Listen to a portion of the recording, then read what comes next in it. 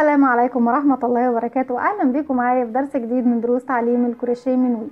درسنا النهاردة إن شاء الله هنشرح فيه شخصية محبوبة جدا من فيلم توي ستوري. شخصيتنا النهاردة هي شخصية وودي، وانتوا عارفين طبعا فيلم توي ستوري كان فيه وودي وباص وبطاطس ومدام بطاطس وشخصيات كتير جدا كلنا كنا بنحبها، لكن أحبها هي كانت وودي زي ما احنا شايفين الكوبي المشهور. سلم على أصحابنا وحبايبنا يا وودي، أهلا بيكم. تعالوا النهاردة نشوف هنعمل وودي ازاي، واتمنى يا رب ان هو ينول اعجابكم. المكونات اللي هنستخدمها في وودي هي خيوط القطن زي ما احنا شايفين، ايا كانت بقى نوع الخيوط القطن اللي عندك. افضل طبعا تستخدمي اليز ديفا او اليز قطن جولد. القادسية الوانها بتبهت شوية. عندك خيوط النول الفرنساوي كويسة بس بردك بتبهت فمش هتنفعك. يبقى احنا دلوقتي انا مجرد بس ان انا بطبق قدامكم يا جماعة باكتر من نوع، مجرد للتطبيق مش اكتر. هنستخدم اللون الازرق واللون البني للرجل بتاعت وودي زي ما احنا شايفين، ولسه طبعا هنعمل هنا الحزام بتاعه. وهنستخدم للايد لون البشرة واللون اللي هو يعتبر مستردة شوية، يعني مش اصفر قوي ومش اورنج قوي، هتحسوا لون المستردة شوية. عندنا اللون الابيض، لو هنعمل العيون هنعملها باللون الابيض واللون الاسود. عندنا اللون الاسود كمان عشان خاطر شعر وودي، وكمان اللون الابيض والاسود هندمجهم مع بعض في الفيست او السديري بتاع وودي. عندنا اللون الاحمر للسكارف بتاع وودي، وكمان احتمال نعمل منه البق، وهنشوف في النهاية خالص البق بتاعنا هيكون شكله ايه. عندنا الفايبر، ودي طبعا اللي بقص بيها السلك، وبستخدم السلك زي ما احنا شايفين السلك النحاس او اي سلك موجود عندك للعرايس. لو حتى عندك كشكول قديم او اي حاجة معمولة بالسلك ممكن تفكي السلك بعد ما يخلص الكشكول وتستخدميه للعرايس بتاعتك. يبقى احنا زي ما احنا شايفين عندنا رجل بالازرق وبالبني. ده اليس ديفا على فكرة، حلو جدا. وده القادسية، بس زي ما اتفقنا القادسية يا جماعة بتبهت، عشان ما حدش يقول لي يا رندا الالوان اللي انت قلتي عليها بتبقى او الانواع اللي انت قلتي عليها بتبهت. عندي بالنسبة للعين اتفقنا لو هنعمل العين بالابرة الكروشيه هوريكم نعملها ازاي، ولو هنعملها بالقماش ده قماش الزبدة، او ممكن كمان نستخدم قماش الجوخ بيكون حلو جدا ومخصص للعرايس. عندي قلم حبر اسود. الخشبة دي طبعا هتسألوني عليها ايه، هي خشبة كانت عندي انا حفرتها بالشكل دوت علشان خاطر احشي بيها العروسة بتاعتي. دي الماركر بتاعي، او لو عندكم طبعا المشابك اللي هي المخصصة الماركر. والابرة اللي هنشتغل بيها النهاردة هي ابرة رقم 1.4 ملم. فاحنا كده قلنا كل المكونات بتاعتنا، هشيل بس كل المكونات دي وهرجع لكم. ودلوقتي اول حاجة نبدأ نعملها مع بعض هي راس وودي. انا عاملة واحدة قبل كده اهي زي ما احنا شايفين بنفس التقسيمة بتاعت بنجسم شكل وش وودي بالظبط. هو بيكون طويل شوية من فوق وعنده خدود وكمان عنده دقن نازلة شوية كده بالشكل دوت. احنا لو لاحظنا ان احنا حتى واحنا بنحدد الاماكن بتاعتنا بالشكل دوت هنحس ان هو خلاص وش وودي بنفس الشكل دوت. وده خلف الرأس زي ما احنا شايفينه اهو. هنبدأ نعمل الراس مع بعض. الراس عبارة عن دائرة سحرية، بسيب مسافة من الخيط والف الخيط على ايدي بالشكل ده بشكل حرف الاكس، والف صباعي الناحية التانية. بدخل بطرف الابرة او بسن الابرة بتاعتي تحت الحلقة الاولى، وبدخل اسحب الحلقة التانية وبخرج. بخرج طبعا الخيط من على ايدي، واتأكد طبعا ان طرفين الخيط داخلين داخل الدائرة السحرية بتاعتي زي ما احنا شايفين اهو. برفع على ايدي الشمال اللي بشتغل بيها دايما او بمسك بيها الخيط، طرف الخيط المربوط بالشلة. هلف الخيط على الابرة واخرج من الحلقة الموجودة عندي عشان اعمل سلسلة اقفل بيها الدائرة السحرية بتاعتي، وفي نفس الوقت هي ارتفاع الغرزة اللي هشتغلها وهي غرزة الحشو. احنا دايما في المجسمات بنشتغل بدائرة سحرية وغرزة حشو. اول حاجة هنعملها هي 6 غرز حشو داخل الدائرة السحرية. طب يا رندا هنرتفع غرزة سلسلة كمان عشان ارتفاع غرزة الحشو؟ لا، هي نفس السلسلة اللي ارتفعتها قفلت بيها الدائرة السحرية هي نفس الغرزة اللي انا هي نفس ارتفاع الغرزة بتاعتي. يبقى هنبدأ نقول 1 2 3 4 5 6. طبعا الشغل معاكم بيكون اضيق من كده، انا مجرد بس ان انا بشتغل بطريقة سريعة شوية علشان خاطر ما اطولش عليكم وقت الفيديو. لكن انتوا طبعا بتكونوا متحكمين في الخيط اكتر، يعني مش ورا الكاميرا ولا كمان ايه مضطرين ان انتوا تخلصوا في وقت اكتر. فناخد بالنا ويكون الشغل بتاعنا ضيق عشان العروسه تطلع حلو. بجيب الماركر بتاعي بحطه في المكان ده زي ما احنا شايفين. السطر اللي جاي هيكون فيه تزايد على كل غرز. انا معايا 6 غرز حشو، المفروض ان بشتغل على كل غرزه مرتين، هيكون معايا في النهايه 12 غرزه حشو. دي كده اول واحده، هدخل وهشغل فوقيها مرتين، ادي واحد، وفي نفس الفراغ تاني،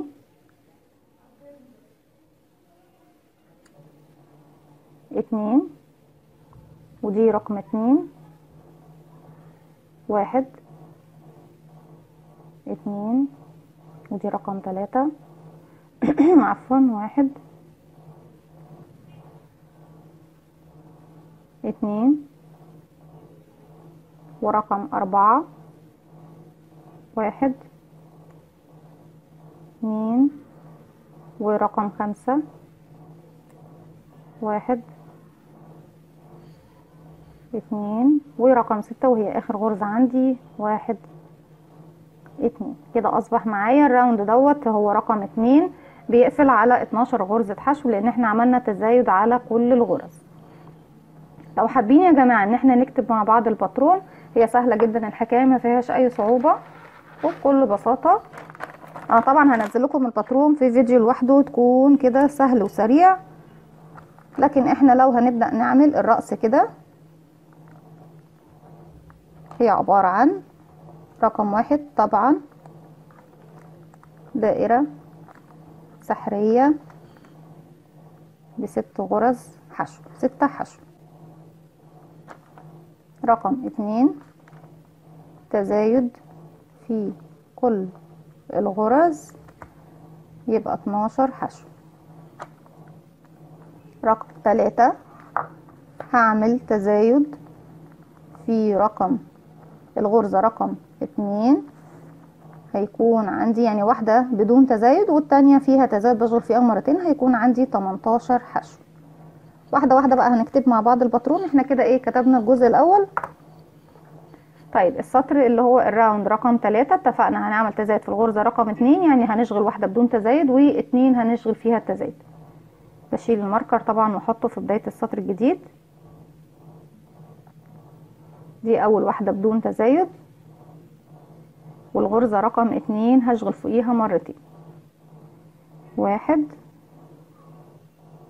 2، وهكذا بكرر 6 مرات نفس المسألة دي، غرزة بدون تزايد واللي بعدها هشغل فوقيها مرتين، ادي 1 وفي نفس الفراغ تاني 2، وبكرر بقى الراوند بتاعي كله بنفس الطريقة. في نهاية الراوند بيكون معايا 18 غرزة.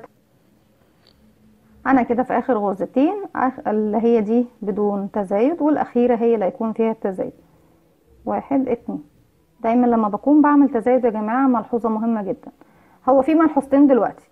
عندي عدد الغرز اللي بتبدأي بيه هو نفس العدد، يعني معلومة مهمة جدا، نفس العدد اللي بيزيد معاكي في كل راوند هو نفس العدد اللي بتبدأي بيه الدايرة السحرية بتاعتك. يعني انا لو بدأت الدايرة السحرية بتاعتي ب5 غرز حشو، يبقى التزايد اللي هنلاقيه في كل سطر هيكون 5 غرز حشو. دلوقتي عشان نأكد بس المعلومة، انا دلوقتي بدأت بكام؟ بدأت ب6 غرزة حشو. لما جيت عملت تزايد على كل الغرز بقى معايا كام؟ بقى معايا 12. اذا زودت 6 على 6 بقوا 12. لما جيت عملت تزايد في الغرزة رقم 2 في النهاية بقى معايا 18، يعني العدد اللي زاد معايا بردك هو 6 غرز حشو. وكل سطر هنعمل فيه تزايد هنلاحظ بردك ان العدد بتاعنا فيه 6 غرز حشو. المسألة دي بتكون طبعا قاعدة ثابتة بالنسبة للدائرة، طريقة التزايد في الدائرة.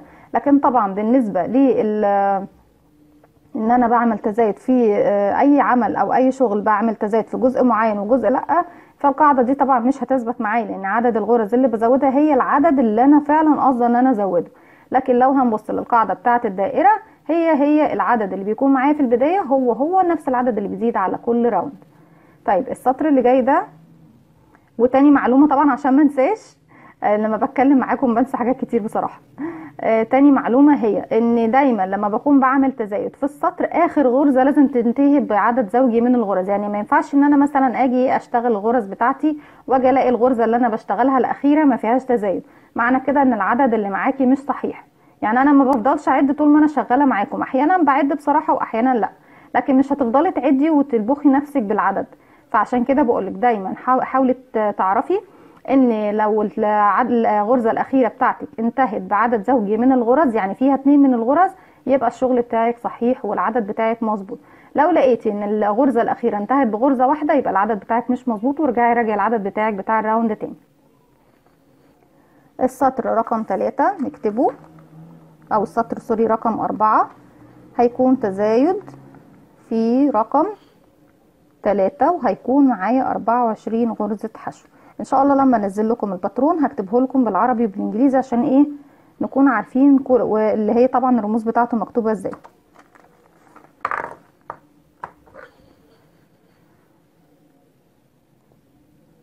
معنى كده ان انا هشتغل غرزتين بدون تزايد، والغرزة رقم 3 هي اللي هشغل فيها تزايد، يعني بشغل فوقيها مرتين. الماركر ده على فكرة انا بستسهله جدا اكتر من المشابك، بيكون سهل عليا في العرايس. كده 1 بدون تزايد، 2 بدون تزايد، رقم 3 هي اللي هشغل فوقيها مرتين. 1 2. دي اول مرة طبعا في التزايد، هكرر المسألة دي كمان 5 مرات، يعني بعمل التزايد 6 مرات في الراوند بتاعي. 1 بدون تزايد، 2 بدون تزايد، رقم 3 بشغل فوقيها مرتين وبعمل التزايد بتاعي 1 2. انا كده عملت مرتين من التزايد، طبعا هكرر 4 مرات كمان لغاية ما اخلص الراوند بتاعي، وبيكون معايا في النهاية 24 غرزة حشو، لاني بعمل التزايد في رقم 3، يعني 1 بدون تزايد و2 بدون تزايد، رقم 3 بشغل فوقيها مرتين. هكمل وهرجع له. بالشكل ده خلصت الراوند بتاعي، وهنبدأ الراوند الجديد. الراوند الجديد رقم 5 هيكون تزايد في رقم 4، الغرزة رقم 4، وفي النهاية هيكون معايا 30 غرزة حشو. هكتب كمان الراوند اللي جاي ده هو رقم 6 طبعا، هيكون تزايد عندي، وده هيكون اخر تزايد في الجزء الاول من الراس. في رقم 5 الغرزة رقم 5 هيكون معايا 36 غرزة حشو. لو ناخد بالنا هي كل الزيادة عندي في الدائرة اهي 6 6 6 6 في كل سطر. طيب الراوند اللي جاي احنا طبعا لسه في الراوند رقم 5. راوند رقم 5 او السطر رقم 5 التزايد عندي بيكون في الغرزة رقم 4. انا السطر اللي فات كان التزايد عندي في الغرزة رقم 3. هيكون في النهاية معايا 30 غرزة حشو، بشتغل 3 غرز بدون تزايد، والغرزة رقم 4 هي اللي بشغل فوقيها مرتين. 1 واللي بعدها 1 كده 2، واللي بعدها رقم 3 1، رقم 4 هشغل فوقيها مرتين. 1 في نفس الفراغ تاني 2، بكرر 1 بدون تزايد، 2 بدون تزايد،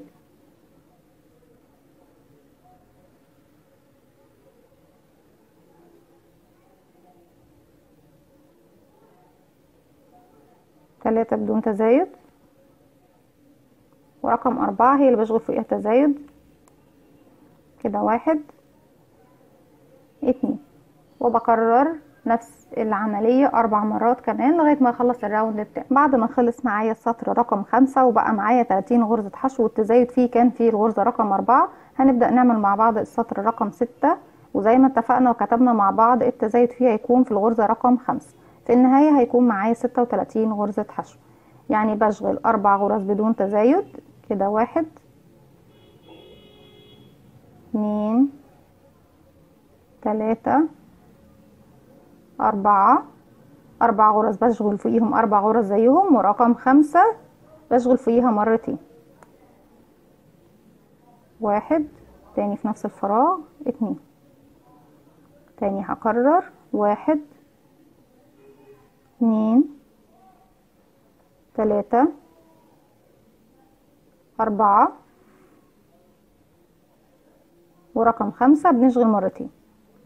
1 2، وبنكرر لغاية نهاية السطر. بالطريقة دي خلصنا الراوند رقم 6، وكان التزايد بتاعي في الغرزة رقم 5، واصبح معايا 36 غرزة حشو. في السطور اللي جاية انا عندي كده 7 و8 و9 و10.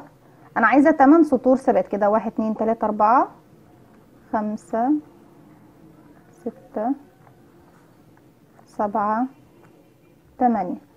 من رقم 7 حتى رقم 14 ثبات بنفس العدد، 36 غرزة حشو.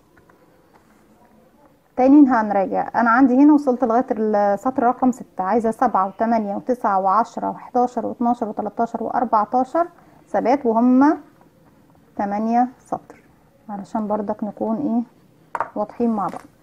معنى كده ان انا خلاص مش هعمل تزايد في المكان دوت او المنطقة دي، هوقف تزايد لغاية السطر اللي فات ده. طبعا يعني ايه هوقف تزايد؟ يعني مش هشتغل تزايد في اي غرزة من الغرز اللي تقابلني. يعني معنى كده ان انا بشتغل على 36 غرزة حشو، 36 غرزة حشو زيهم لمسافة 8 سطور، بشتغل غرزة حشو فوق كل غرزة حشو تقابلني بدون اي تزايد لمسافة 8 سطر. بكمل طبعا ال8 سطر وهرجع رجعت لكم تاني، وبالشكل ده زي ما احنا شايفين ارتفعت ال8 سطور زي ما اتفقنا ب 36 غرزة حشو لغاية السطر رقم 14.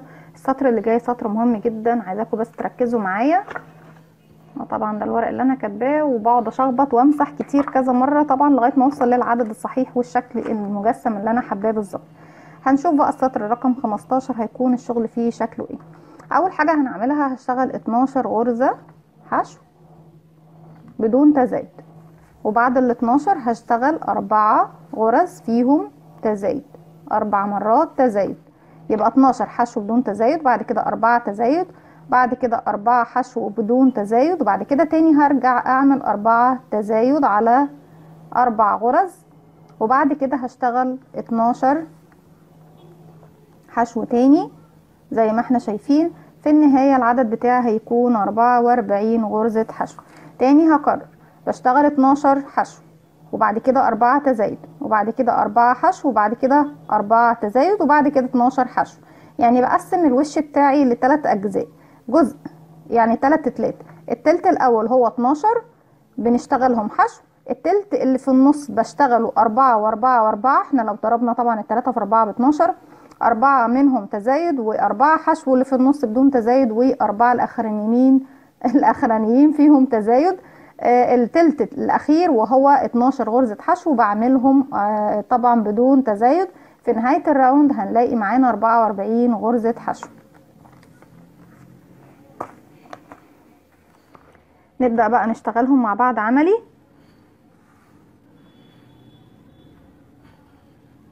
نحط الماركر بتاعنا في بداية السطر دايما ما ننساش. هشتغل 12 بدون تزايد كده، 1 2 3 4 5 6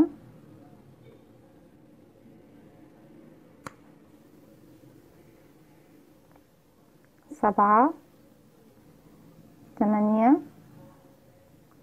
9 10 11 12.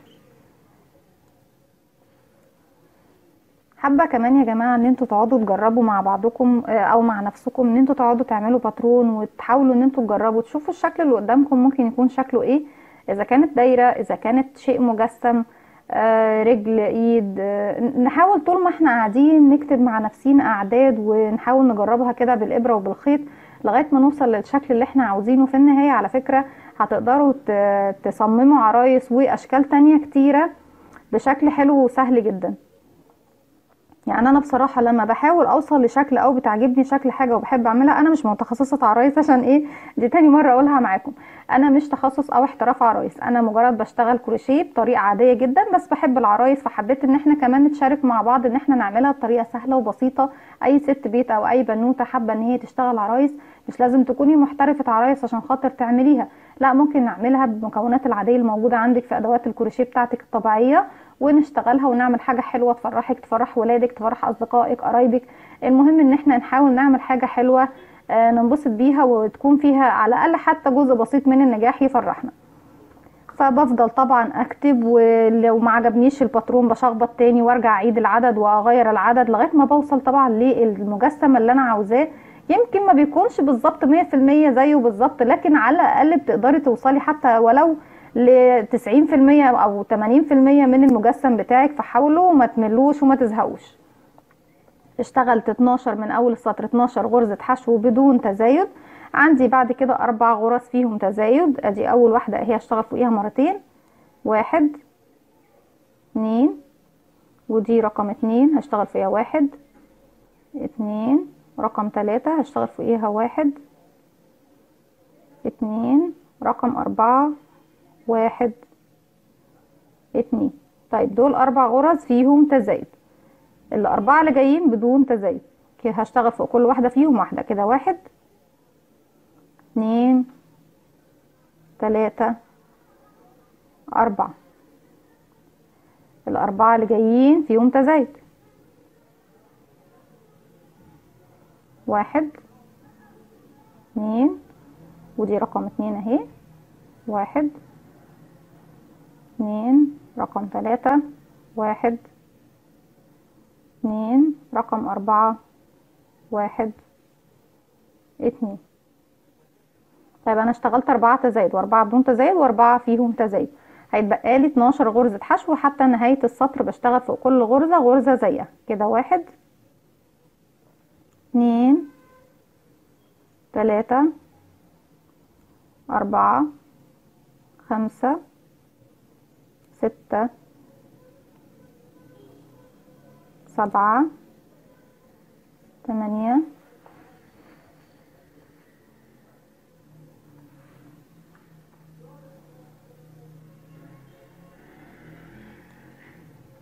9 10 11 12. طيب ده السطر زي ما اتفقنا اللي بيبدأ نحدد فيه شكل الخدود رقم 15. طيب السطر رقم 16،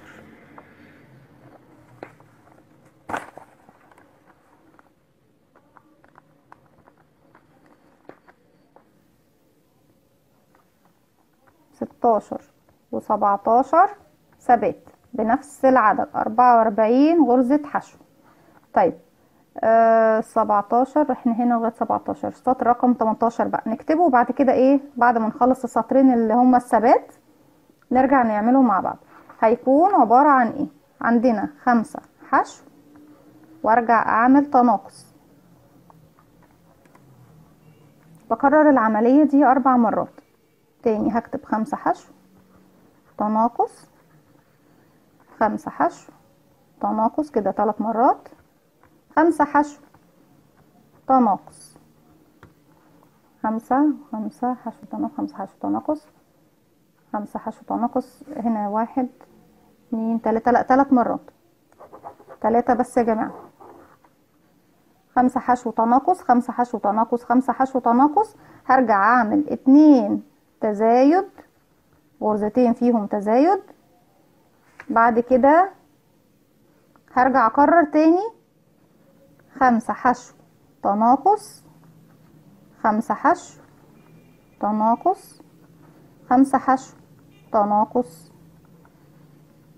5 حشو. يبقى عندنا هنا ايه عشان ما نتلخبطش مع بعض، انا بس ما اخدتش بالي. هعمل 5 غرز حشو وبعديهم تناقص، وارجع تاني 5 غرز حشو وبعديهم تناقص، وتاني تالت مرة اهي 5 غرز حشو وبعديهم تناقص. هرجع اعمل 2 تزايد وبعديها تناقص، وبعد كده هكرر تاني. يعني انا بعمل 5 حشو تناقص، 5 حشو تناقص، 5 حشو تناقص. ارجع اعمل 2 تزايد بعديها تناقص، بعد التزايد تناقص، انا ما كنتش كاتباها هنا. هرجع تاني بعد التناقص اعمل 5 حشو تناقص، 5 حشو تناقص، 5 حشو تناقص، بعد كده 5 حشو، وبعد كده تناقص، بعد كده 5 حشو تناقص. بس كده مظبوط. وهنعملها طبعا مع بعض عمل، بس هشتغل دلوقتي الجزئين السطرين اللي اتفقنا عليهم ثبات بنفس العدد، 44 غرزة حشو. يعني هشتغل فوق كل غرزة حشو زيها لمسافة سطرين بنفس العدد، 44 غرزة حشو. هكمل السطرين وهرجع لكم. بالشكل ده اشتغلت سطرين بدون اي تزايد ب 44 غرزة حشو زي ما احنا. السطر رقم 18 هكتبه معاكم تاني لان حاسه ان انا لخبطتكم بصراحه، بس سامحوني والله. انا طول الوقت يعني بفضل اصمم في باترونات وفي اشكال، فكل الباترونات بتدخل معايا في النهايه. يعني لولاش انا بكتب على ورقه وقلم انسى حاجات كتير. دلوقتي هنبدا نقول اول حاجه 5 حشو، بعديها تناقص. القلم ده شكله كده ايه قرب يخلص، بس مش مشكله نكمل بيه لغايه ما يخلص. 5 حشو تناقص، تاني 5 حشو تناقص، تالت مرة 5 حشو تناقص. لا كده خلاص بقى.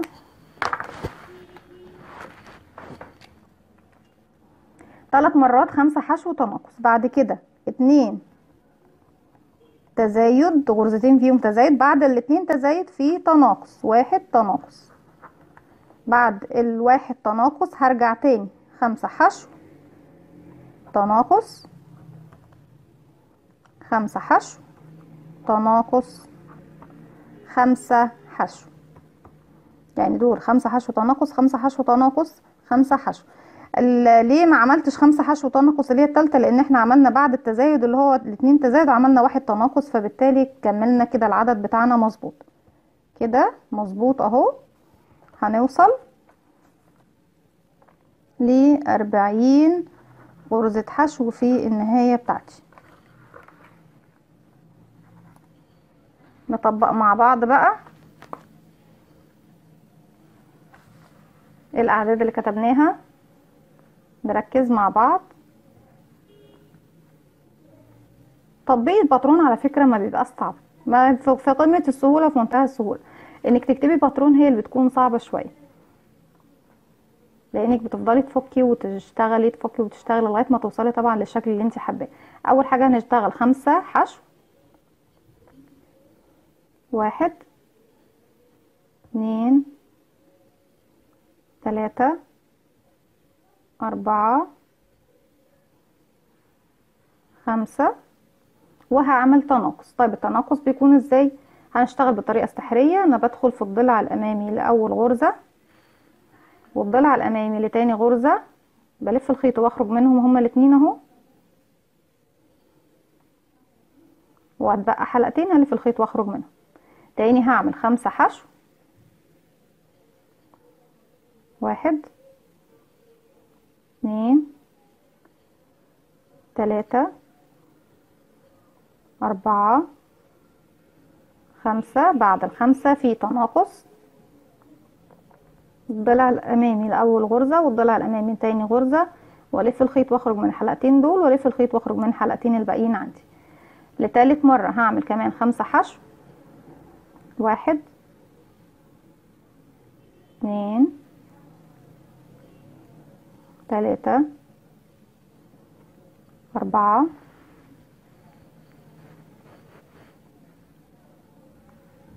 5.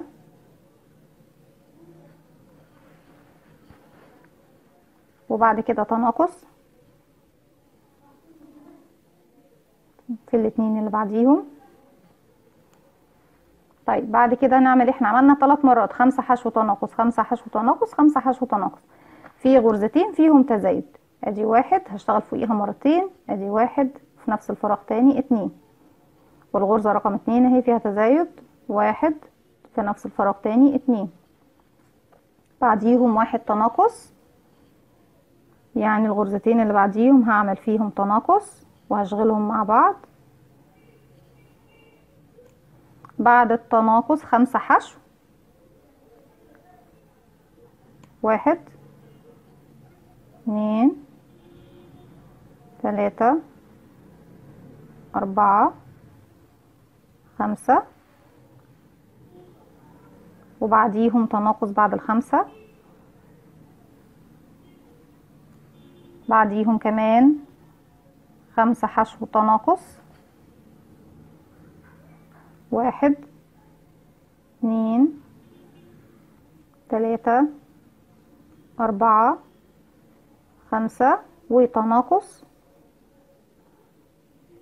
في النهاية هنلاقي اتبقى عندي 5 حشو. 1 2 3 4 5.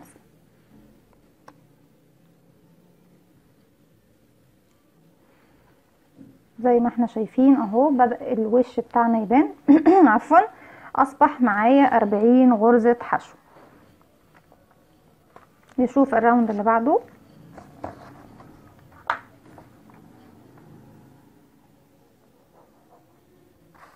عندي ده رقم 19. لو تلاحظوا ان انا حتى لما بشتغل مع نفسي ما برقمش حاجة هنا. انا بشتغل على طول. طيب عندي رقم 19. 2 حشو وبعديهم تناقص. دي 4 مرات. ايوه الخطوة دي انا كنت قلتها لكم المرة اللي فاتت بس هي هنا. 4 مرات. 4 مرات بنعمل ايه؟ 2 حشو تناقص، يعني 2 حشو تناقص 2 حشو تناقص 2 حشو تناقص 2 حشو تناقص 4 مرات. بعد كده 2 حشو تزايد 4 تزايد. 2 حشو 4 تزايد. هنعمل 2 حشو وبعديهم 4 غرز تزايد. وبعد كده هرجع تاني 2 حشو تناقص 4 مرات.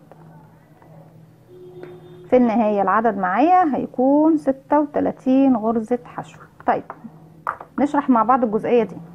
انا بعمل 2 حشو تناقص 2 حشو تناقص 2 حشو تناقص 2 حشو تناقص. بعد كده بعمل 2 تزايد، لا سوري 2 حشو بدون تزايد. بعد كده بعمل تزايد على 4 غرز بشتغل فوقيهم مرتين. هرجع تاني 2 حشو تناقص 2 حشو تناقص 2 حشو تناقص 2 حشو تناقص. نعيد تاني، هكرر تاني السطر ده. 2 حشو تناقص 2 حشو تناقص 2 حشو تناقص 2 حشو تناقص. هرجع اعمل 2 غرز بدون تناقص ولا تزايد، يعني 2 حشو بس، وبعديهم 4 غرز فيهم تزايد فوق كل واحدة 2. هرجع تاني اكرر 2 حشو تناقص 2 حشو تناقص 2 حشو تناقص 2 حشو تناقص. في النهاية هتلاقي معاكي 36 غرزة حشو.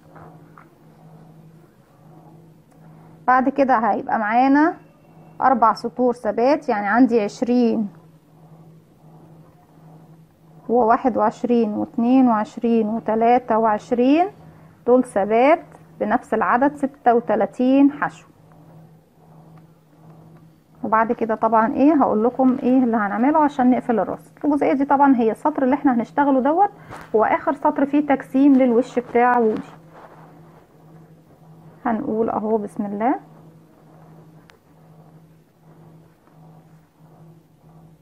اهي 4 مرات 2 حشو تناقص. دي كده ادي 1 حشو كده 2 حشو، دي اول مرة وتناقص اهو 1.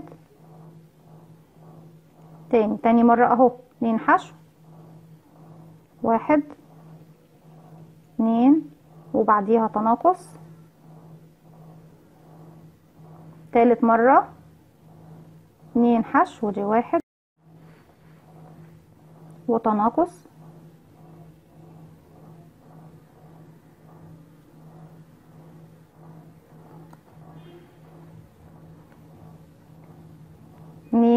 اتنين تناقص 2 تناقص 2 تناقص كده تالت مرة.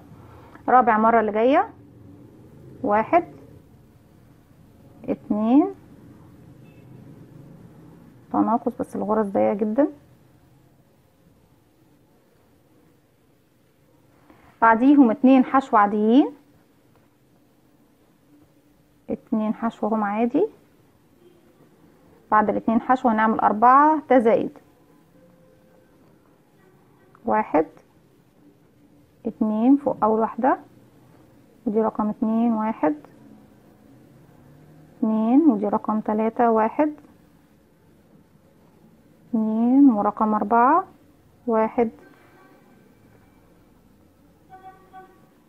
2. ايه تاني يا رندا بعد التزايد والاربعة؟ هنعمل نكرر نفس المسألة. 2 حشو تناقص 2 حشو تناقص 2 حشو تناقص 2 حشو تناقص كده 1 واتنين تناقص،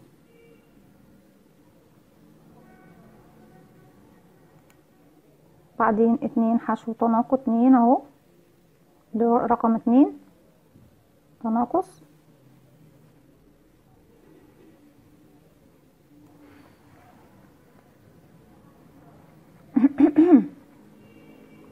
رقم تلاتة عفوا، واحد اتنين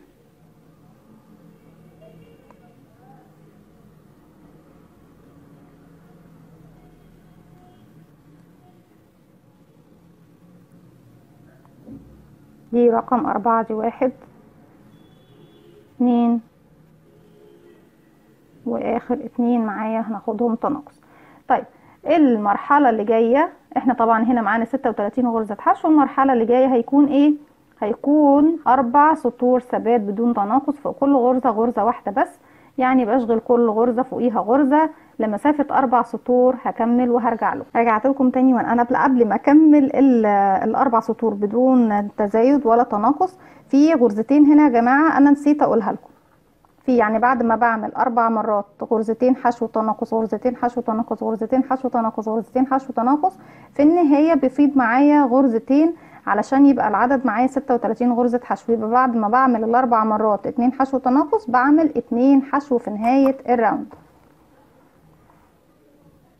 للأمانة لازم نكون ايه واضحين وصادقين مع بعض كده، في 2 حشو في نهاية الراوند عشان ما يكونش فيه اي لخبطه. يبقى تاني هرجع واقول 2 حشو تناقص 4 مرات بنعملهم، بعد كده بعمل 2 حشو، بعد كده 4 تزايد، هرجع تاني 2 حشو تناقص 4 مرات، بعديهم 2 حشو، في النهاية هيكون عندي 36 غرزة حشو. بعد كده هعمل 4 سطور، 4 سطور ثبات ب36 غرزة حشو. كده يبقى الباترون بتاعنا بتاع الراس تمام ومظبوط. يبقى هنعمل الاربع سطور بدون تزايد ولا تناقص وهرجع له. رجعت لكم تاني وبالشكل ده عملت 4 سطور ثبات زي ما اتفقنا ب36 غرزة حشو. عندنا بعد كده خلاص احنا مش هنعمل اي تفاصيل تانية. السطر اللي جاي هيكون 4 حشو تناقص، وبكرر دوت 6 مرات، ونكرر 6 مرات، في النهاية هيكون معايا 30 غرزة حشو. السطر اللي بعده طبعا احنا عملنا لغاية 23، دوت 24 وده 25، هيكون 3 حشو وتناقص، ونكرر 6 مرات، في النهاية هيكون معاكي 24 غرزة حشو. رقم 26 هيكون 2 حشو تناقص، ونكرر 6 مرات، هيكون معاكي 18 حشو.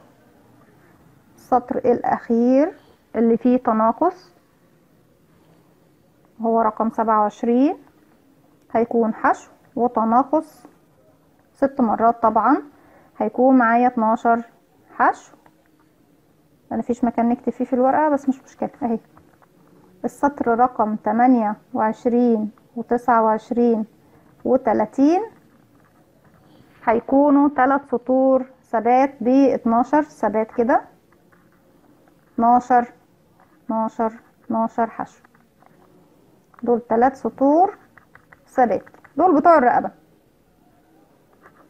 يبقى الراس بتاعتنا هتنتهي او هتختم على السطر رقم 30. السطر اللي جاي هنشتغل مع بعض اهو.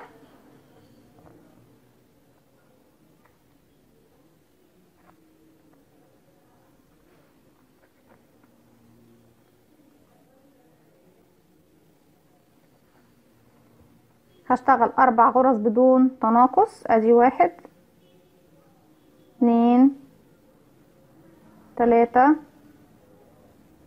4 و5 و6 هنعمل فيهم التناقص، يعني 4 حشو بدون تناقص، والاتنين اللي بعديهم بعمل فيهم تناقص،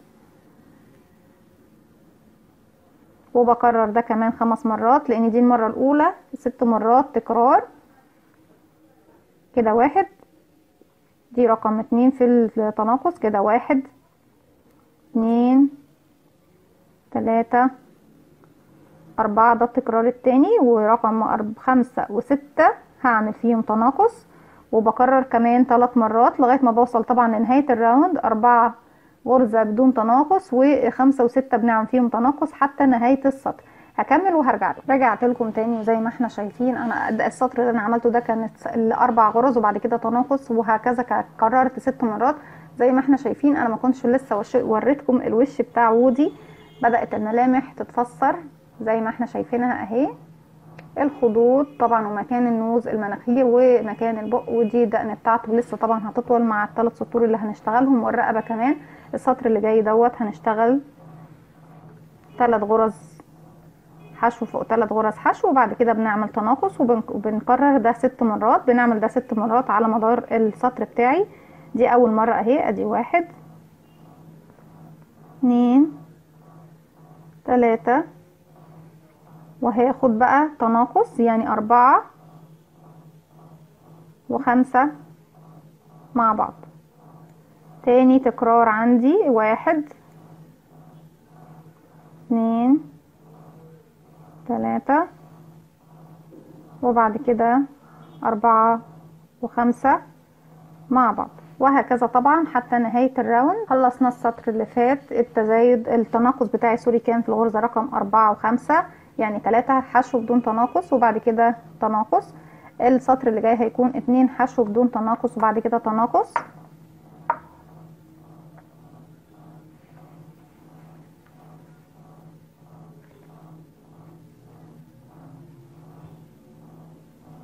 اول تكرار معايا 1 2 حشو اهو، وبعديهم تناقص، وهكذا تاني تكرار 2 حشو، يعني 6 تكرارات عندي في الراوند، 2 حشو تناقص 2 حشو تناقص 2 حشو تناقص، وهكذا لغاية طبعا ما بوصل لنهاية الراوند بتاعي بالشكل ده. زي ما احنا شايفين اهو الوش بتاعنا بدون حشو كمان، بس في المرحلة دي انا شايفة ان خلاص المكان عندي هيبدأ يقفل، فهنبدأ نحشي.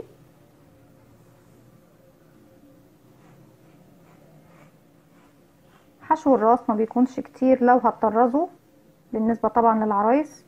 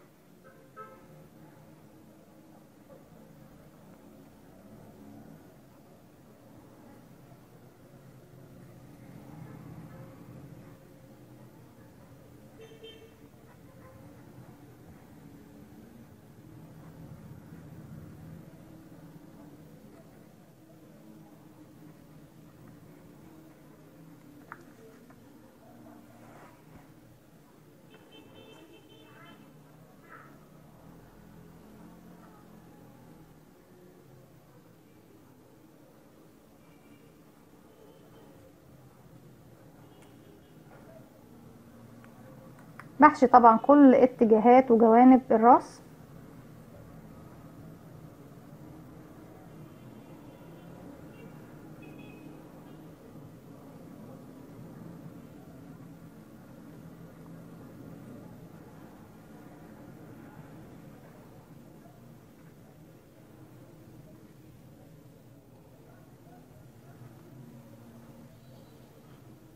زي ما احنا شايفين طبعا انا عايزة الخدود بتاعتي تبان.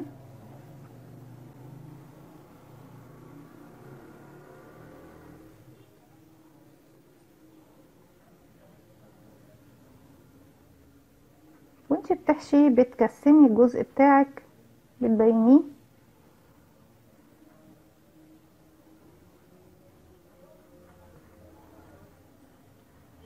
تظبطي الوش بتاعك.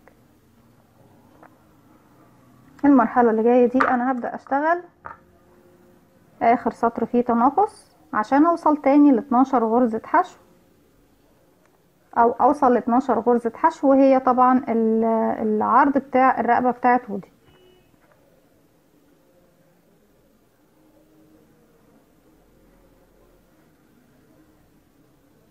السطر ده هيكون عندي غرزة حشو بدون تناقص، وبعد كده الغرزتين اللي بعديها فيها تناقص، يعني حشو تناقص حشو تناقص حشو تناقص لغاية ما بخلص الراوند بتاعي. وفي النهاية بيكون معايا 12 غرزة حشو، برتفع بعديهم 3 سطور ثبات بدون تناقص على 12 غرزة حشو بنفس العدد. هكمل وهرجع له. رجعت لكم وبالشكل دوت زي ما احنا شايفين. اعتقد خلاص العروسة، راس العروسة بتاعتنا اهي شكل مجسم جدا. ده اقرب شكل توصلت له في التجسيم، شكل وش وودي او وودي حاليا، لكن طبعا طول ما احنا بنحاول نوصل للافضل. دي عيون رسمتها، مجرد بس ايه نكمل الماكيت بتاعنا. وبنفضل طبعا بنشوف بالشكل دوت. بيكون هنا طبعا الخدود بتاعتنا، وده البق اهو، النغزات وودي يعني طبعا ما لسه مش هنجسم دلوقتي اكتر اهو. والدقن بتاعته بالشكل ده. كده خلصنا الراس بتاعت وودي. هنبدأ نعمل الرجلين. الرجلين مكونة من طبعا اللون الازرق واللون البني البراون. عندي هنا الازرق والبني. طيب نكتب مع بعض باترون رجلين رجل وودي الاتنين طبعا. الارجل طبعا بنعمل منها 2. اول حاجة عندي 6 سلسلة. انا بعمل شرط بس انا اكتب لكم انتوا بالارقام. ده رقم 1 كده 6 سلسلة. ده اول حاجة. تاني سطر بالنسبة لي مش سطر يعني، يعتبر اول سطر هشتغله هو رقم 2 ده، بس تاني خطوة بالنسبة لي هشتغل 3 حشو في اول سلسلة، وبعد كده هشتغل 4 حشو على 4 سلاسل، وبعد كده 3 حشو على السلسلة اللي هي طبعا في الزاوية. احنا عندنا هنا دي 1 و4 5 في السلسلة رقم 6، وارجع تاني 4 حشو على السلاسل ال4 اللي هم المقابلين للوجه التاني، وبعد كده بقفل بمنزلقة. ده لو طبعا همشي بمنزلقة. لو مش همشي بمنزلقة وبمشي طبعا حلزوني يبقى مش هقفل بمنزلقة، وهكمل بقى الراوند اللي بعده. السطر اللي بعده بعمل تزايد على كل غرز الزوايا، وباقي الغرز بشتغلها عادي خالص بدون تزايد. ده السطر رقم 3. 4 في بردك تزايد في الزوايا مش في الزاوية بقى، الزوايا الاثنين بشتغلهم ازاي؟ التزايد في الزوايا حشو تزايد حشو تزايد حشو تزايد، ده بالنسبة لكل زاوية. وباقي الغرز طبعا بشتغلها عادي بدون تزايد. بعد كده رقم 5، بس طبعا احنا نشتغل دلوقتي ولما نوصل لرقم 5 نكمل، مش هطول عليكم ايه في الكتاب. احنا عايزين طبعا نعمل الرجلين بتاعتنا زي الرجل اللي انا شغلتها قبل كده اهي.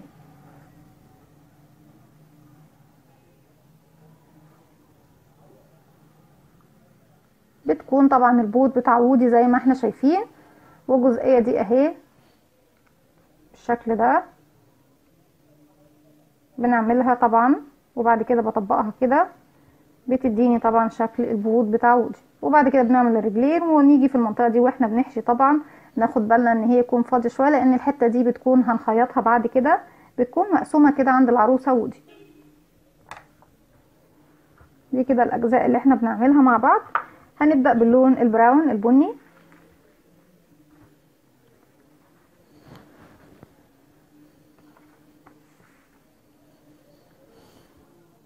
اول حاجة نبدأ نعملها هي نفس الحجم الابرة بتاعتي، على فكرة الخيوط كلها بنفس السماكة. بقفل عقدة بداية وبعد كده برتفع 6 سلسلة، 1 2 3 4 5 6. داخل طبعا اول سلسلة انا هرتفع بس سلسلة ارتفاع غرزة الحشو، داخل اول سلسلة بشتغل 3 غرزة حشو، 1 في نفس الفراغ تاني، 2 في نفس الفراغ تاني، 3. بعد كده هشتغل 4 حشو على 4 سلاسل، بشتغل في الضلع الخلفي من الغرزة، 1 2 3 4. هيقابلني السلسلة رقم 1 او رقم 6 طبعا في الاتجاه ده، هشتغل فوقيها 3 غرزة حشو في نفس المكان، 1 2 3 في نفس الاتجاه. بعد كده هشتغل على 4 غرزة حشو قصادهم، 4 غرزة حشو كده، 1 2 3. دي رقم 4 اهو. كده الراوند بتاعي الاول خلص. الراوند بتاعي التاني، بس انا عايزه اجيب الماركر.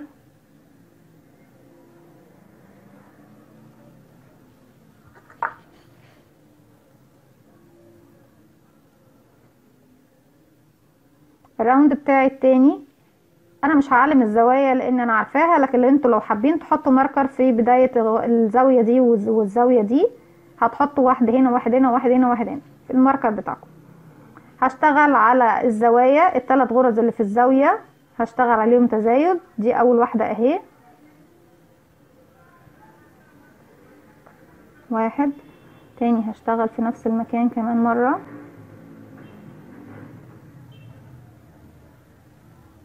2. والغرزة رقم 2 هشتغل عليها مرتين، 1 2. والغرزة رقم 3 1 2. اصبح انا عملت كده تزايد على كل الغرز الموجودة عندي في الزاوية دي. همشي بقى بعد كده 4 غرز حشو على 4 غرز حشو كده، 1 2 3 4. بعد ما اشتغلت 4 حشو عندي هنا هيواجهني الزاوية. زي ما قلت لكم لو هتتلخبطوا حطوا ماركر عند الزوايا. دي اول غرزة في الزاوية هعمل فيها تزايد. احنا بنعمل على ال3 كلهم، اشتغل فوقيها مرتين، ادي 1 2. ودي تاني غرزة في الزاوية هشتغل فوقيها مرتين، ادي 1 2. تالت غرزة في الزاوية هشغل عليها مرتين، وده اخر تزايد، 1 2. هيقابلني 4 غرز حشو هشتغلهم طبعا لغاية ما بوصل لنهاية الراوند، 1 2 3 4. السطر اللي جاي هعمل لسه فيه تزايد، والتزايد بتاعي هيكون زي ما كتبنا غرز في على الزوايا بردك، بس بشتغل التزايد بس على الزوايا، يعني ال4 اللي هنا وال4 اللي هنا دايما ثابتين معايا. هشتغل تزايد بطريقة ان انا بشغل غرزة بدون تزايد، حشو تزايد حشو تزايد حشو تزايد على بردك غرز الزاوية اللي فيها تزايد 3 مرات. بشغل غرزة بدون تزايد حشو اهي، والغرزة اللي بعدها هشغل فوقيها مرتين، ادي 1 2. دي اول مرة اهي، فاضلي مرتين في الزاوية دي حشو كده، اللي بعديها تزايد، ادي 1 2. بعديها حشو، واللي بعديها تزايد، ودي تالت مرة يعني اخر مرة فيها تزايد في الزاوية دي اهو مرتين. هرجع امشي 4 حشو على 4 حشو، ادي 1 2 3 4. هيقابلني الزاوية هشتغل حشو، واللي بعدها تزايد، 1 2. اللي بعدها حشو، دي رقم 2 اهو، وتزايد كده، فاضل لي مرة في التزايد، اللي بعدها حشو، واللي بعدها تزايد، ودي اخر مرة في المرات الثلاثة اللي بعمل فيها تزايد في الزاوية التانية. كده 1 2. بعد كده هيقابلني 4 غرز بدون تزايد بالشكل ده. كده انا خلصت القاعدة بتاعت ايه الكود بتاع وودي زي ما احنا شايفين. ايه تاني هعمله بعد كده؟ هشتغل بطريقة معينة، هشتغل بنفس العدد اللي معايا. انا كده معايا، احنا كاتبين 26 غرزة حشو. انا كده معايا 26 حشو. في التزايد الاول هيكون معايا 20 حشو. السطر اللي جاي هشتغل بطريقة ان انا اشتغل 26 غرزة حشو في الضلع الخلفي. 26 حشو في الضلع الخلفي للغرزة.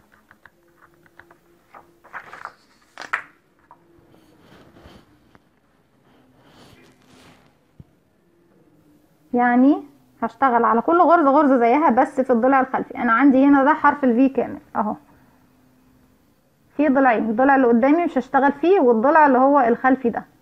انا عارفة طبعا اللون غامق بس هو ده معلش لون اللعبة. هنشتغل في الضلع الخلفي للغرزة كده، ادي 1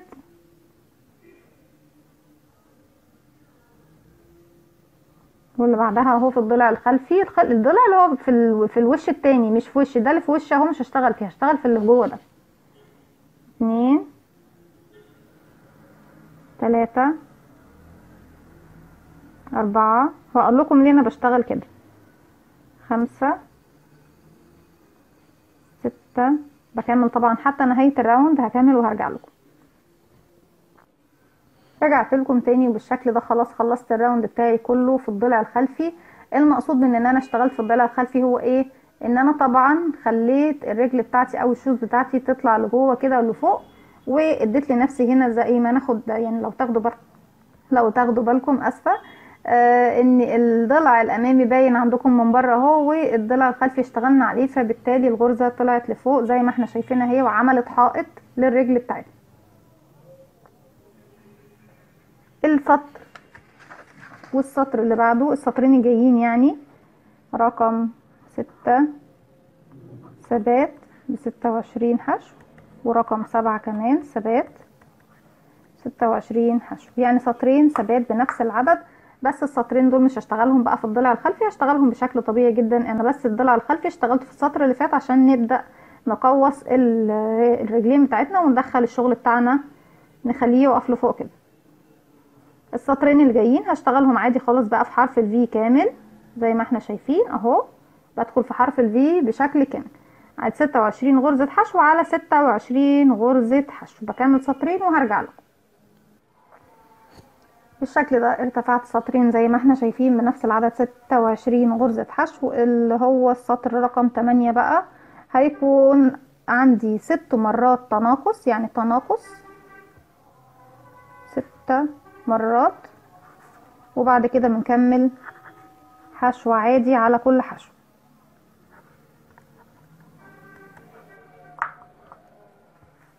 برجع تاني ل20 غرزة حشو.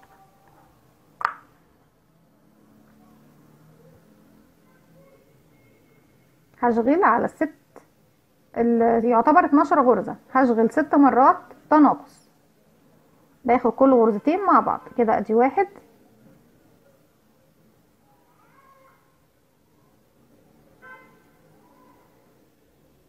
2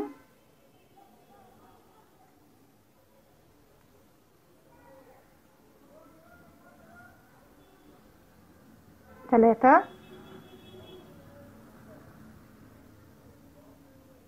4 5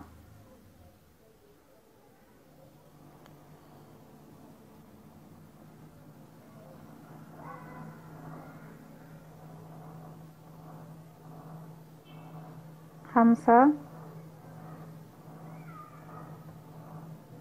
6. وهكمل بقى الباقي. احنا كده بدأنا نضم الرجل بتاعتنا زي ما احنا شايفين.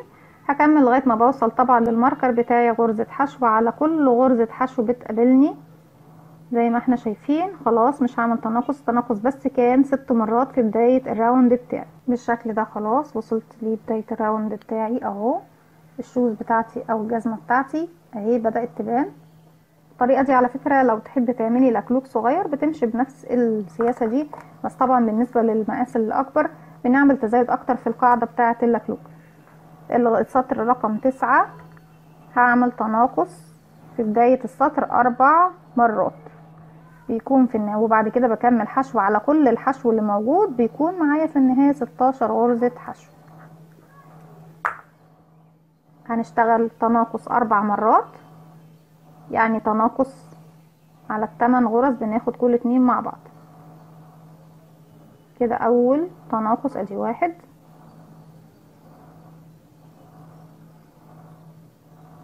2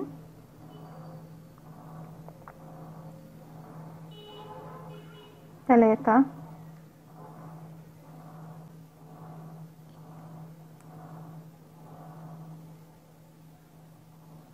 4.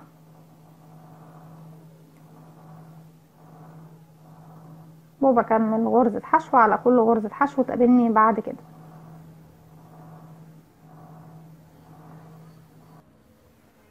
رجعت لكم تاني زي ما احنا شايفين اهو ضمينا كده الشكل بتاعنا ده كده شكله. في المرحلة اللي جاية انا خلاص مش هعمل تناقص في الوش، هشتغل 5 سطور بطريقة ثابتة. يعني عندي رقم 10 و11 و12 و13 و14 كده 1 2 3 4 5 مظبوط، ثبات ب16 حشو. يعني بشغل غرزة حشو على كل غرزة حشو تقابلني بنفس العدد 16 غرزة حشو لمسافة 5 سطور. هكمل وهرجع لكم. يعني برتفع زي ما احنا شايفين الجزئية دي، وما ننساش طبعا الجزئية اللي في الداخل كمان. هما 5 سطور هكملهم وهرجع. رجعت لكم تاني بالشكل ده. خلاص خلصت ال5 سطور ب16 غرزة حشو زي ما احنا شايفين اهو في المرحلة دي. بس قبل ما اقفل بقى الرجل بتاعتي هجيب السلك فين اولك من اخرك.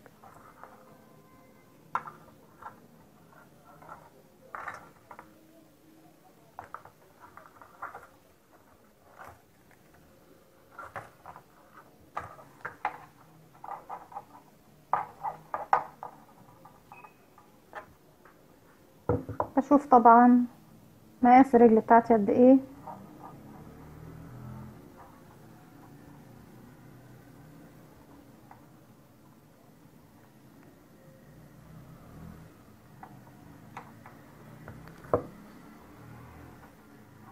مش عايزة طبعا اي سنون.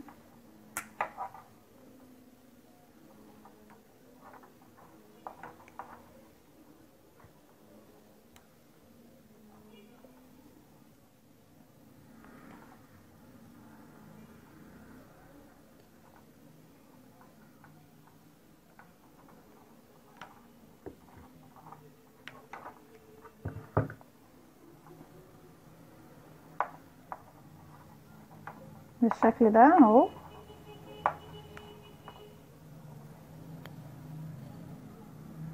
وبدخلها في رجل العروسة وبسيب طبعا الارتفاع اللي انا حباه من السلك.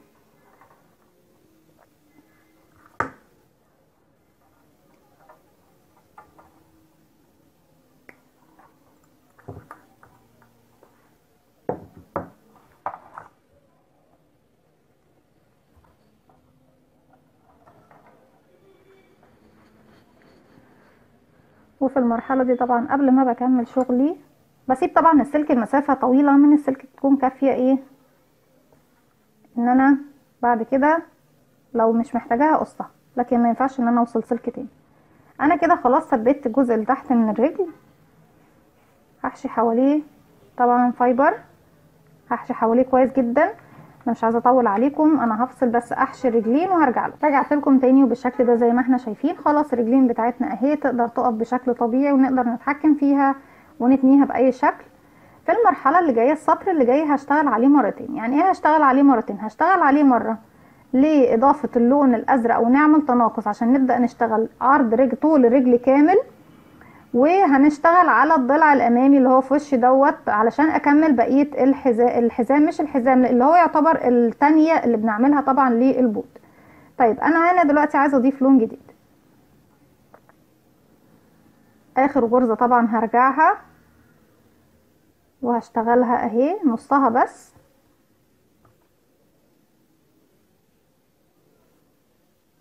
هلف الخيط واخرج. هتبقى معايا حلقتين هسحبهم باللون السماوي وهو لون بنطلون اودي. بعمل حلقة وبقفلها عقدة وبسحب الحلقة دي من الحلقتين الموجودين عندي على الابر. دي كده اخر غرزة في السطر اللي فات. شيل بس الماركر، انا مش محتاجاه السطر ده لان كده كده اللون الازرق هيحدد نفسه. هجيب الخيط البني وهبدأ هشتغل فين؟ هشتغل على الضلع الخلفي اللي بعيد عن وشي، مش هشتغل على الضلع الامامي. هنشتغل قد ايه؟ هعمل تناقص في الضلع الخلفي 4 مرات. طيب انا عندي هنا بقى ايه، احنا دايما متعودين نعمل التناقص في الضلع الامامي، بس انا كده كده شغاله في الضلع الخلفي في الراوند ده، فبالتالي التناقص بتاعي هيجي في الضلع الخلفي. طيب هدخل في الضلع الخلفي لاول غرزتين، ادي واحده ودي التانية، وهحط معايا كمان طرف الخيط اللي مش بشتغل بيه، وهلف الخيط واخرج من الحلقتين دول، والف الخيط واخرج من حلقتين. كده عملت اول تناقص. هروح اعمل تاني تناقص في الضلع الخلفي برضه، كان السطر الازرق ده كله في الضلع الخلفي. دي كده واحده والتانية،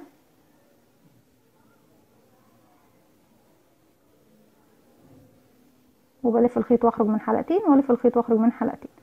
كده هنعمل تناقص رقم 3 برضه كله في الضلع الخلفي.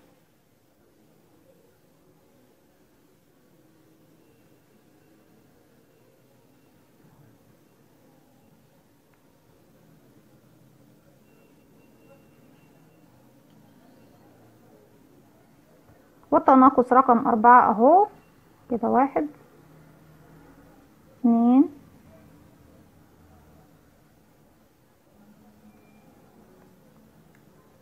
وبعد كده هكمل بقية الغرز بتاعتي بشكل طبيعي. في النهاية هيكون عدد الغرز باللون الازرق 12 غرزة حشو.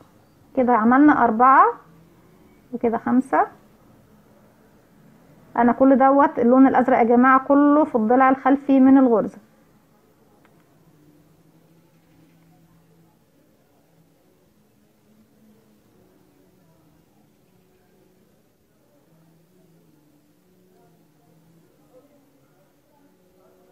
ستة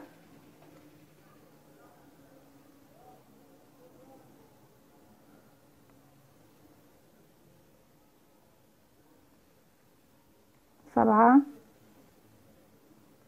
8 9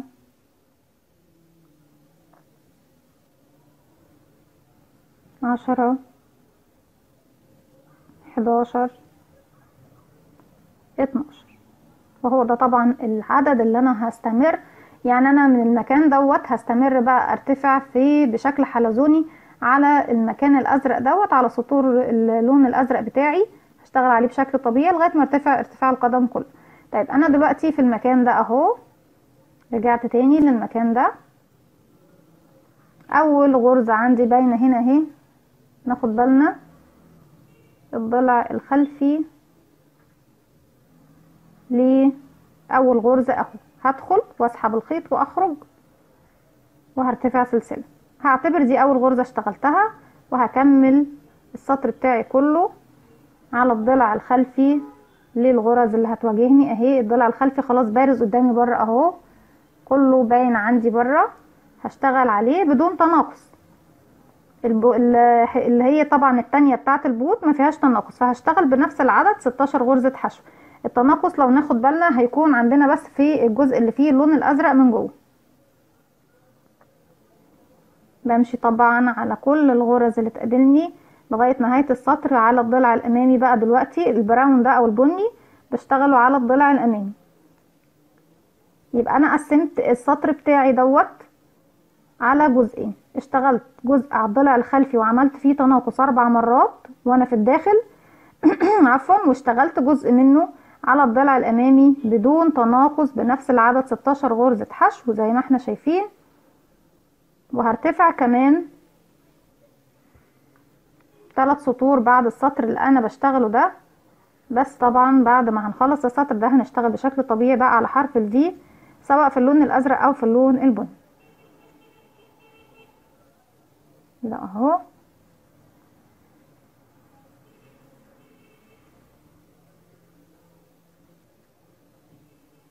دي كده اخر غرزة عندي.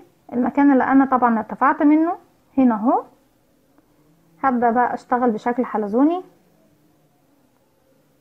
الماركر بتاعي احطه وهشتغل كمان على اللون البني زي ما انا مستمرة زي ما انا 4 سطور على نفس العدد المتواجد قدامي 16 غرزة حشو. هنرتفع 4 سطور في حرف الفي كامل اهو زي ما احنا شايفين. بشتغل كأني بشتغل شغل عادي جدا. هرتفع السطر اللي انا فيه دوت وكمان سطرين عليه وهرجع لكم. رجعت لكم بالشكل ده. خلاص خلصت ال4 سطور باللون البني. المرحلة اللي جاية انا بس مجرد بس هدخل في الغرزة الاولى اهي وهعمل غرزة منزلقة. سيب مسافة من الخيط واقص. خلاص اللون البني مش محتاجاه دلوقتي في الرجل دلوقتي خالص. هسحب الخيط من الابرة وطبعا هخفي الخيط بتاعي تحت السلاسل من هنا ومن هنا، حتى طبعا اخفي الخيوط كلها.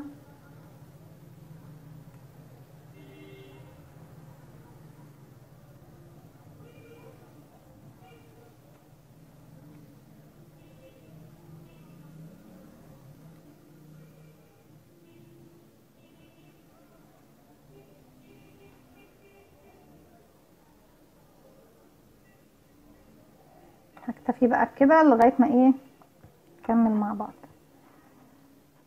بالشكل ده. خلاص هتني بقى تانية البوت تاني. هجيبها بقى كده زي ما احنا شايفين، وهيبدأ يظهر لي الجزء الداخلي اللي انا بشتغل عليه بقية الرجل بتاعتي بشكل طبيعي.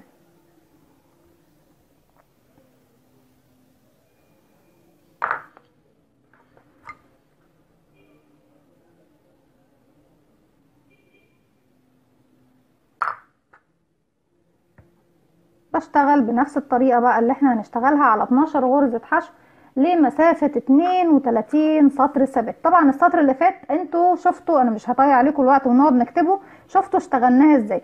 اشتغلتوا على جزئين الضلع الخلفي كان طبعا باللون الازرق، وكان فيه تناقص في اربع مرات، تناقص 4 مرات، وبعد كده كملت عادي. والضلع الامامي اشتغلته بدون تناقص انا اسفه خط زفت طبعا، تناقص 16 حشو زي ما هما دوت كده بقى 12 حشو. بعد كده هكمل كل السطور اللي هي طبعا 32 سطر ثبات ب 12 غرزة حشو. بشتغلهم بقى عادي خالص على الماركر بتاعي بس على حرف الفي كامل كده. دي اول غرزة اهي.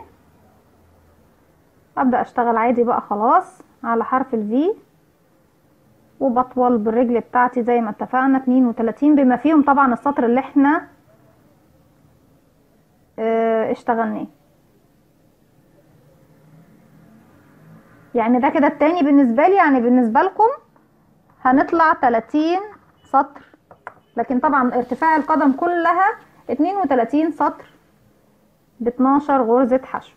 انا طبعا هكمل 30 السطر اللي في ايدي دوت، وكمان 30 سطر بنفس العدد، 30 غرز 12 غرزة حشو.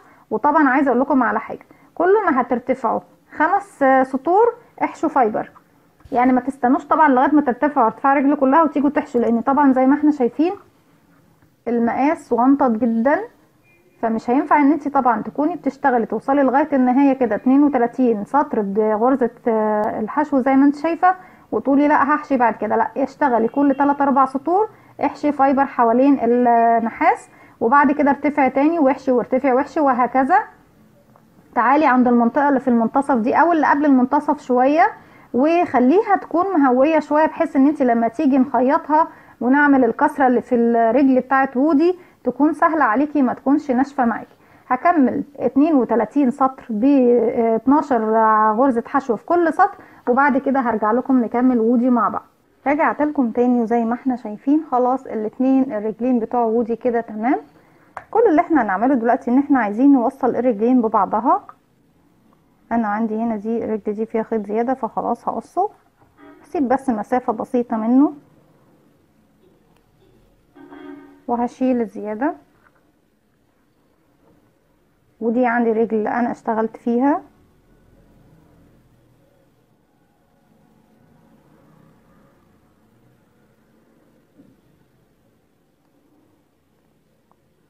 دي طبعا بدايه الشغل عندي اهي. علشان اشبك الرجل دي في الرجل دي من بدايه الشغل بتاعتي هشتغل، انا معايا مفروض في كل رجل 12 غرزه. هشتغل في الرجل الاولى اللي في وش دي على طول اهي، هشتغل 8 غرز حشو. ادي 1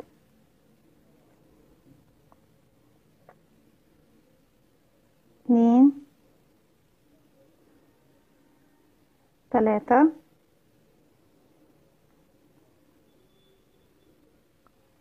4 5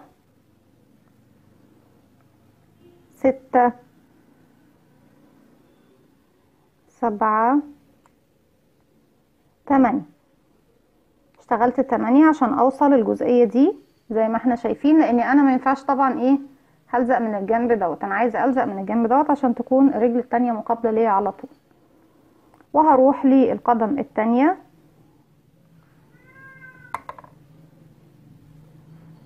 وهشتغل ال 12 غرزة حشو كاملين. بس قبل ما اشتغل ال 12 غرزة حشو هنشتغل 1 2 3 4 5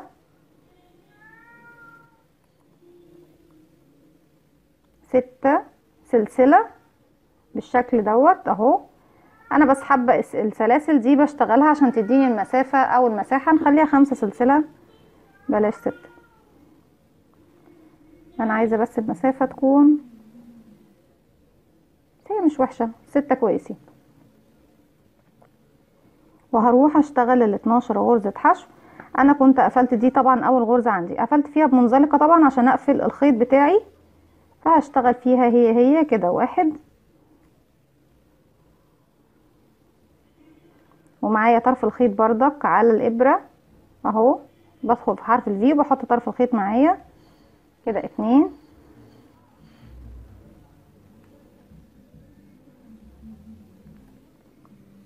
3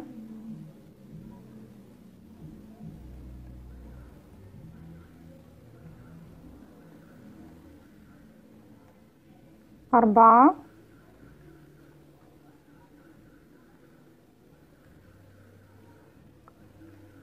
5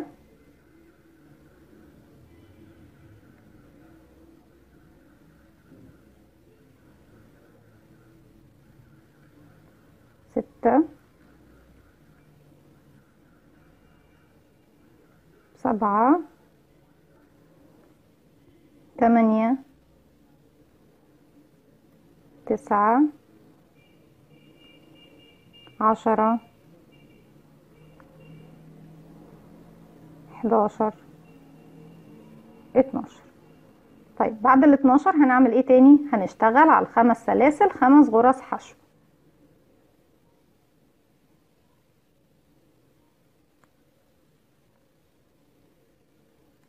واحد،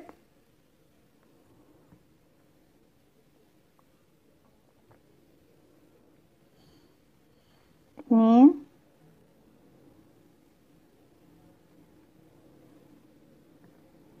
تلاتة، هما 6 غرز سوري، 4،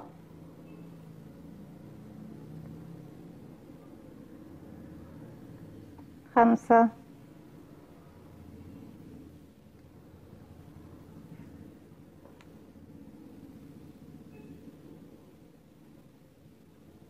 6.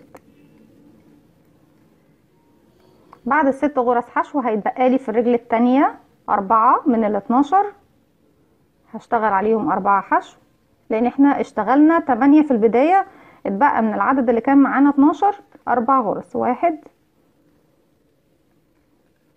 2، 3، 4،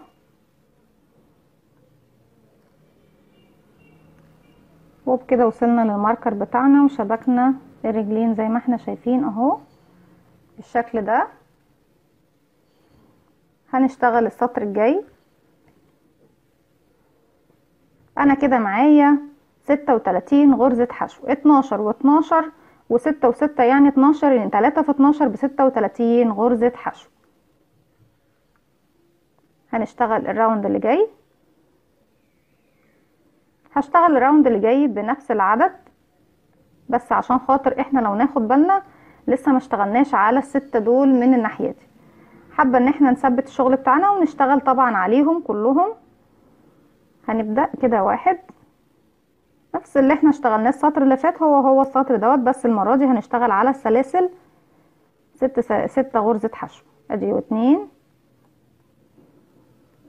3، 4، 5، 6، 7، 8. هيقابلني ايه؟ هيقابلني ال6 غرز حشو اللي احنا اشتغلناهم الطرف التاني فوق ال6 سلاسل، هشتغل فوقيهم 6 غرز حشو زيهم بالظبط كده. 1، 2، 3،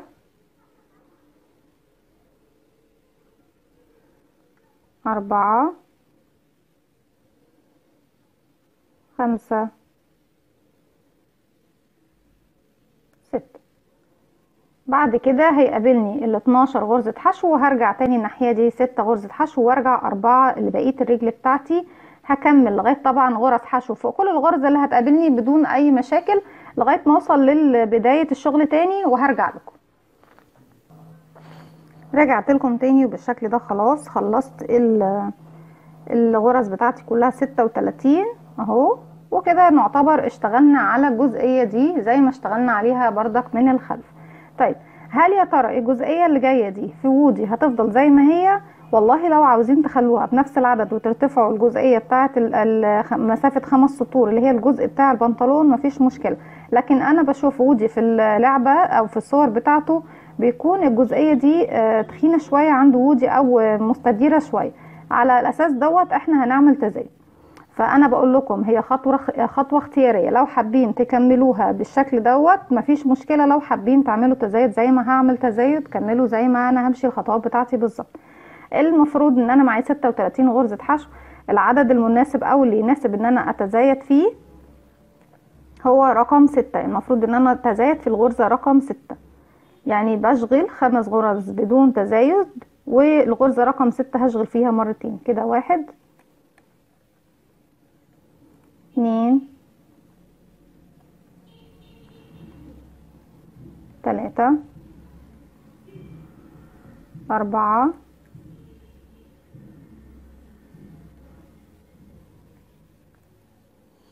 5،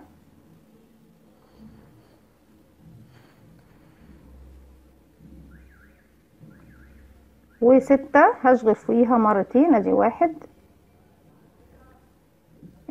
وهكذا بقى هكرر المسألة دي كمان 5 مرات. يعني ده اول تكرار بالنسبة لي، المفروض 6 مرات، ده اول تكرار عملناه خلاص.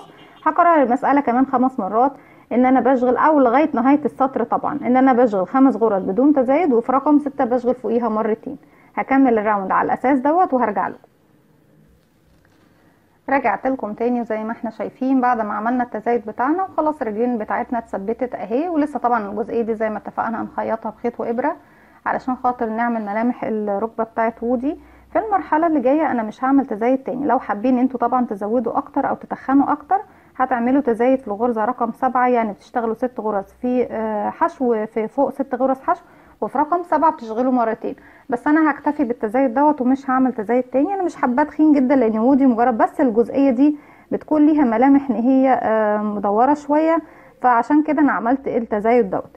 طيب انا هرتفع كمان 5 سطور بنفس العدد. انا دلوقتي العدد اللي معايا كان معايا طبعا السطر اللي فات 36 غرزه حشو، اصبح معايا 42 غرزه حشو.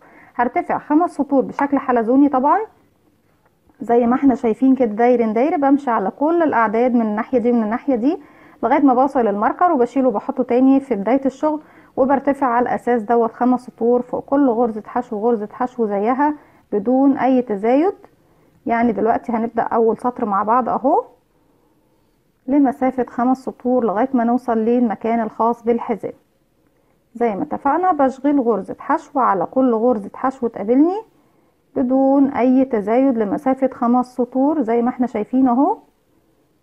بشتغل بشكل عادي جدا. هكمل وهرجع لكم. رجعت لكم تاني واشتغلت. انا قلت لكم هنشتغل 5 سطور بس الصراحة حسيت ان الوسط هيكون قصير شوية، اشتغلت 7 سطور، يعني اشتغلت كمان سطرين على العدد اللي انا قلت لكم عليه بالشكل دوت زي ما احنا شايفين بنفس العدد 42 غرزة حشو. السطر اللي جاي هشتغله بردك بنفس اللون الازرق قبل ما نضيف الحزام بتاعنا، بس هنشتغل فيه حاجة جديدة. انا عايزة اعمل تناقص غرزة من الجنب دوت وغرزة من الجنب دوت. هنشوف دلوقتي.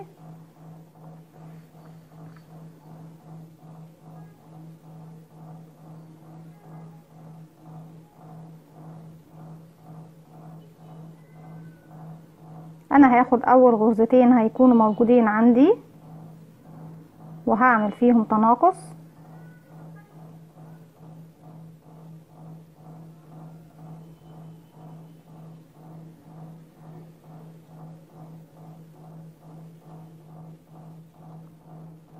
وبعد كده هكمل حشو لغاية ما اوصل للجنب التاني، وبعد كده هرجع تاني علشان نعمل تناقص مع بعض لما اوصل للجنب التاني. مش عايزه اطول عليكم، هكمل غرز حشو بشكل طبيعي لغايه ما اوصل للجنب دوت وبعد كده هرجع لكم. بالشكل ده وصلت للجنب التاني. هعمل تناقص بردك على غرزتين هنا مع بعض، يعني تناقص مره واحده. بدخل في الضلع الامامي الاول غرزه، وادخل في الضلع الامامي لتاني غرزه، والف الخيط واخرج من الحلقتين بتوعهم، والف الخيط واخرج من الحلقتين الباقيين عندي على الابره. بعد كده برجع تاني اشتغل غرزة حشو على كل غرزة حشو حتى نهاية السطر. وفي النهاية بيكون معايا 40 غرزة حشو لان انا نقصت واحدة من هنا وواحدة من هنا. هكمل وهرجع لكم. رجعت لكم تاني بالشكل ده. خلاص خلصت السطر بتاعي وزي ما احنا شايفين الشكل بتاعنا بقى ايه. احنا كده نقصنا غرزة من هنا وغرزة من هنا، اصبح معانا 40 غرزة حشو. المفروض في الفترة اللي جاية هنضيف بقى، انا مش هنقص حاجة تاني دلوقتي، هضيف لون القميص او لون، هو مش الجسم لكن لا عشان هو لون القميص بتاعه، بس احنا ممكن نقول لون الجسم يعني اللي هي الجزء اللي فوق دوت. وهنضيف كمان لون الحزام. اذا احنا محتاجين نشتغل على الضلعين من الغرزة بتاعتي. يعني انا عندي الضلع الامامي، لو ناخد بالنا للغرزة اهي، عندي الضلع الامامي، الضلع اللي في وشي ده على طول اهو، ده اللي بعمل فيه تناقص، وعندي الضلع الخلفي اللي هو الباك لوب اللي بعيد عن وشي.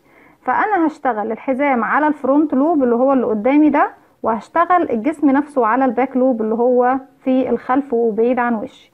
احنا طبعا حرف الفي كامل مش هنشتغل عليه، هشتغل الجسم على اللي جوه ده الضلع الخلفي، وهشتغل الحزام على الضلع الامامي اللي قدامي ده.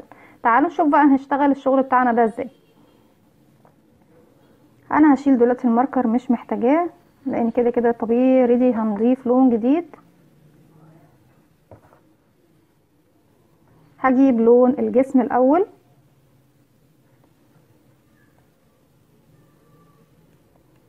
مفروض طبعا ان انا في اخر غرزة انا بشتغلها بضيف اللون الجديد.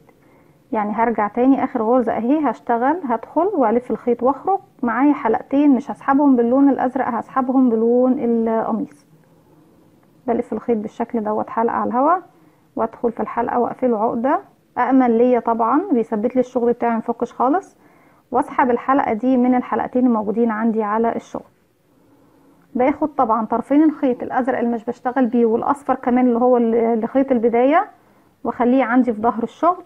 هاجي طبعا عند الشغل بتاعي كده، دي انا اشتغلت هنا، بدي اول واحدة اهي، هدخل في الضلع الخلفي زي ما احنا شايفين اهو، الضلع البعيد عن وشي، وبشتغل العدد بتاعي كامل 40 غرزة حشو بالشكل ده اهو. كل غرزي باللون الاصفر او اللون اللي هو المستردة ده هيكون في الضلع الخلفي. انا عايزة شغلي كله هنا يكون في الضلع الخلفي، علشان يسمح لي ان انا بدل ما انا اعمل الحزام خارجي وارجع تاني اخيطه او اركبه، لا احنا ممكن نعمله من العروسة او الدمية نفسها، هيكون اسهل ويكون ثابت كمان مع اي طفل بيلعب بيه.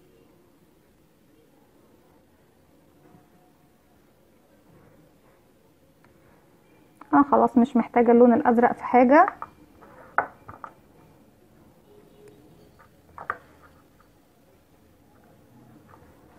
وهكمل زي ما احنا شايفين بنفس الطريقة كل شغلي خلاص في الضلع الخلفي من الغرزة. لو ناخد بالنا اهو الضلع الامامي قدامي باين بارز اهو. لما اخلص الشغل في الضلع الخلفي بال40 غرزة حشوة للجسم، هرجع لكم تاني ونشتغل على الضلع الامامي ونعمل الحزام بتاع وودي زي ما احنا شايفين. بس هكمل معاكم كام غرزة على الضلع الخلفي عشان ااكد الفكرة لغاية ما نخفي الخيوط بتاعتنا اللي هي خيط اللي احنا قصيناه.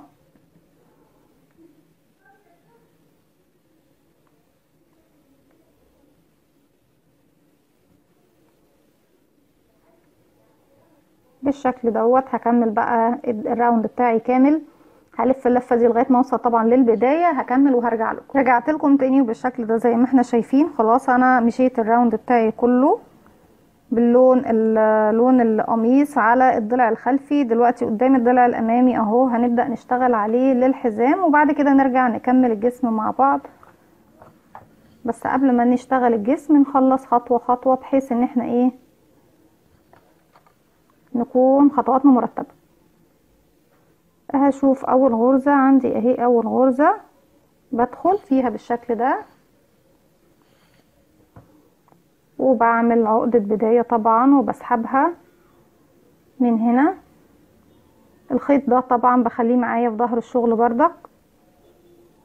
هرتفع سلسلة وهعتبر ان انا اشتغلت هنا غرزة حشو، او ممكن اشتغل في المكان كمان غرزة حشو عشان خاطر لما نيجي نشتغل الراوند الجديد يكون سهل علينا اهو كده. دي واحد، واللي بعدها انا بحاول بس اقرب لكم الصورة. بدخل في الضلع البارز قدامي اهو الامامي، وباخد كمان الخيط على الابرة اللي هو ايه بداية الشغل بتاعتي لغاية ما اخلص اخفيه خالص. هكمل كمان بقى الراوند دوت على الضلع الامامي للغرزة بحيث ان انا اعمل الحزام بتاعي بتاع وودي بالشكل دوت بنفس العدد هو 40 غرزة حشو. همشي على الضلع الامامي المرة دي لغاية ما اوصل لنهاية الراوند بتاعي. هكمل وهرجع لكم. رجعت لكم بالشكل ده. احنا ثبتنا خلاص الخيط اللي هنشتغل بيه الحزام والخيط كمان اللي هنشتغل بيه بقية الجسم او القميص بتاع وودي. في المرحلة دي انا طالما انا ماسكة الخيط البني، انا عايزة خلاص افصل الخيط البني، هكمل كمان 2 راوند بنفس العدد دوت ان انا بشتغل خلاص بشكل حلزوني زي ما احنا شايفين اهو.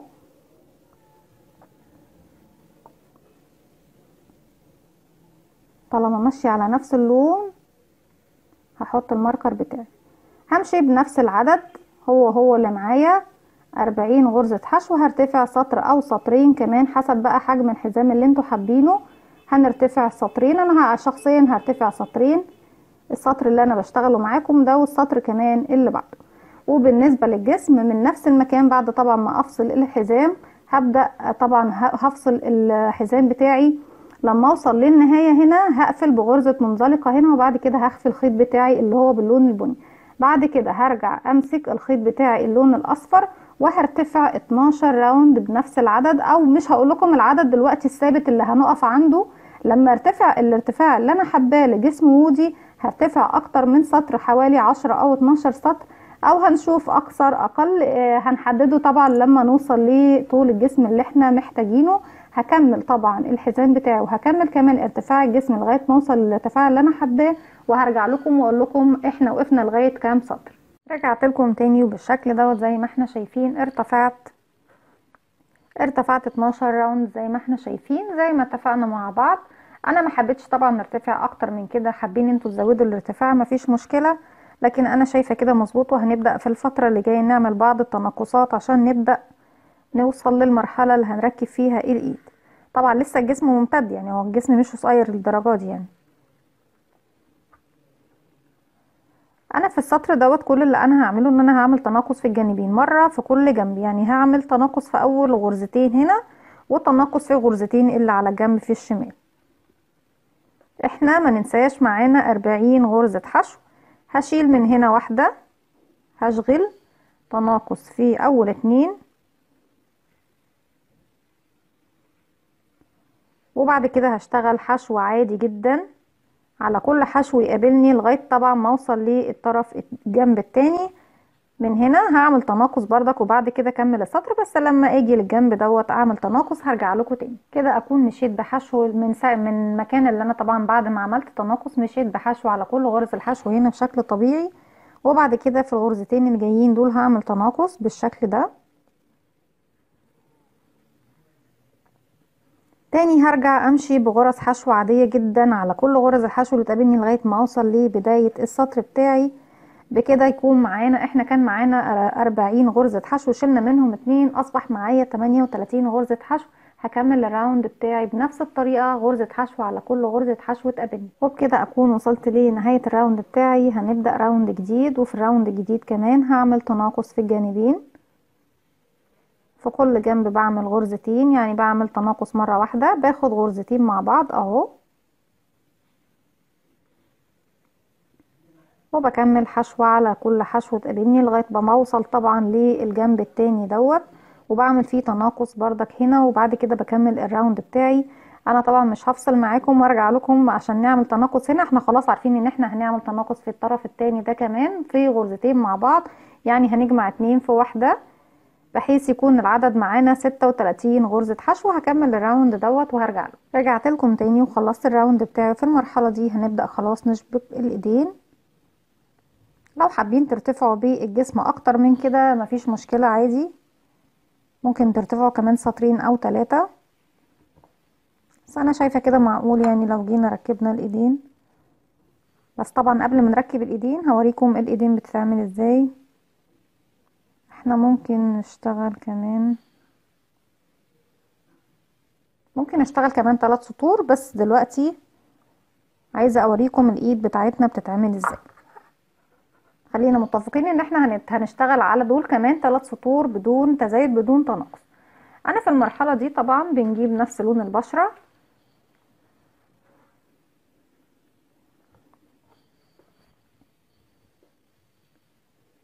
وهبدأ اشتغل الايد بتاعتي. بتكون عبارة عن دائرة سحرية مكونة من 6 غرز حشو.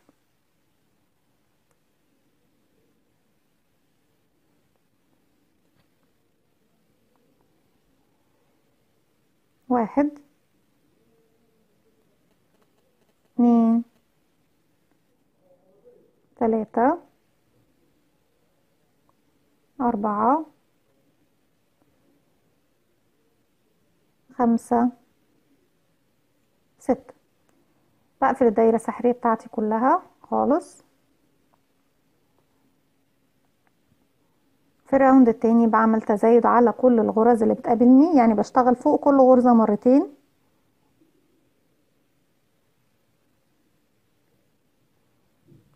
دي اول غرزة هنشتغلها، بشتغل فوقيها مرتين. ادي واحد، اتنين، ودي رقم 2 هشتغل فوقيها مرتين، 1 2 وهكذا. 3 اهي، 1 2 في نفس الفراغ، 4 1 2 5 1 2 6 1 2. ودي اخر غرزة عندي في الراوند دوت. السطر اللي جاي هيكون كالتالي: هشتغل 5 غرز حشو بدون تزايد، والغرزة رقم 6 هشغل فوقيها مرتين، وبكرر المسألة دي مرتين. ده اول تكرار. هنعد 1 2 3 4 5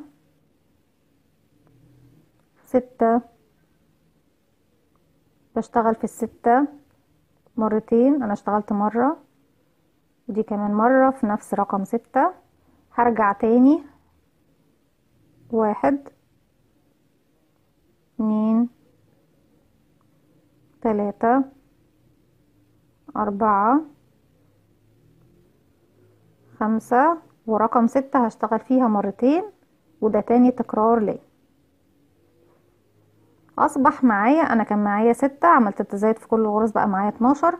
عملت التزايد في رقم 6، يعني اشتغلت 5 غرز وبعد كده تزايد، و5 غرز وبعد كده تزايد، يعني عملت مرتين تزايد، يعني زادت معانا غرزتين، اصبح معايا العدد 14.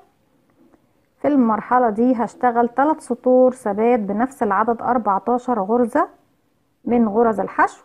هشتغل 14 غرزة حشو على مسافة 3 سطور بنفس العدد، وهرجع لكم. رجعت لكم تاني بالشكل ده. اشتغلت 3 سطور اللي اتفقنا عليهم، وكمان اشتغلت 3 سطور اللي هم كانوا موجودين في الجسم بتاعنا علشان نبدأ نشبك الايدين. في المرحلة اللي جاية، السطر اللي جاي هعمل فيه تناقص، هشتغل 5 غرز حشو، وبعد كده رقم 6 واللي بعدها هعمل فيهم تناقص كده، 1 2 3 4 5. والغرزتين اللي جايين هعمل فيهم تناقص اللي هي 6 و7. هرجع تاني 5 غرز حشو بدون تناقص كده، 1 2 3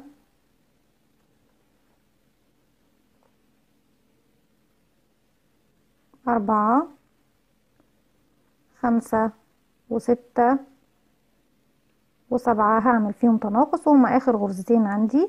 طيب الراوند اللي جاي هعمل فيه تناقص بردك. هشتغل فيه ازاي؟ هشتغل 4 غرز حشو بدون تناقص، والغرزتين اللي بعديهم 5 و6 هشغل فيهم تناقص كده، 1 2 3 4 بدون تناقص، و5 و6 هشغلهم مع بعض، وبرجع اكرر ده كمان مرة.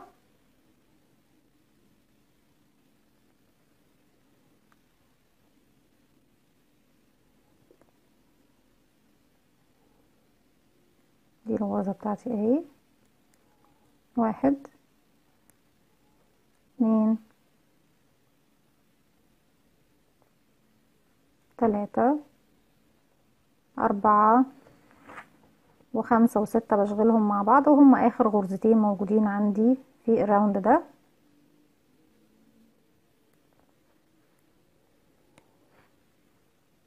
السطر اللي جاي هشتغله سطر ثبات وهو 10 غرز حشو.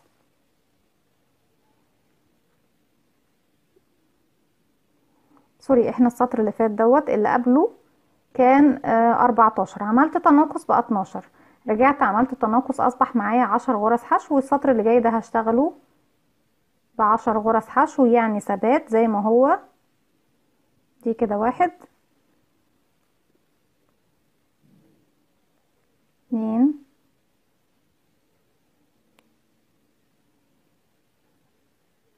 3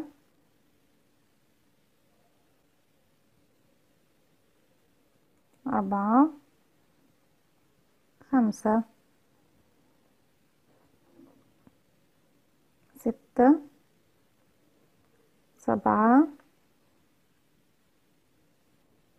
8 9 ورقم 10 بضيف فيها اللون الجديد، وهو طبعا لون القميص بتاع وودي. بس انا كده كده ريدي اشتغلت الايد، فانا بس هوريكم ازاي بضيف اللون الجديد. لكن ده طبعا مش لون القميص، لون القميص زي ما احنا ماشيين بيه باللون الاصفر او اللي هو المسترد ده، ولسه هنضيف له اللون الاحمر، هنشوف ازاي. انا بلف حلقة على الهوا بالشكل ده. بعد كده بدخل الغرزة رقم 10، الف الخيط واخرج معايا حلقتين. هجيب الخيط الجديد بتاعي وبلف حلقة وبقفلها عقدة بداية بالشكل ده، وبسحب الحلقة دي من الحلقتين اللي على الابرة. بشيل الماركر طبعا في المرحلة دي، انا ما ببقاش محتاجاه لاني ببقى معايا لون جديد بيحدد لي فين بداية السطر بتاعي.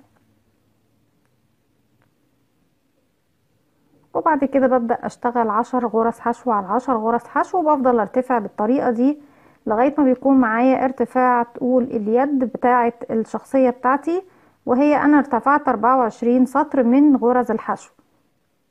في كل سطر طبعا بيكون معايا 10 غرزة حشو ثابتين، العدد ما بيتغيرش، يعني 24 سطر ثبات ب 10 غرزة حشو ارتفاع الايد بتاعتي.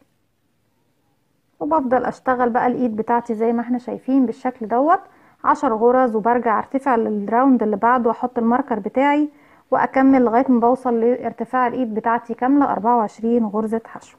احنا طبعا مش هنكمل دي لان دي طبعا احنا مجرد بس شرحنا عليها ازاي نعمل الايد بتاعه الدميه بتاعتنا.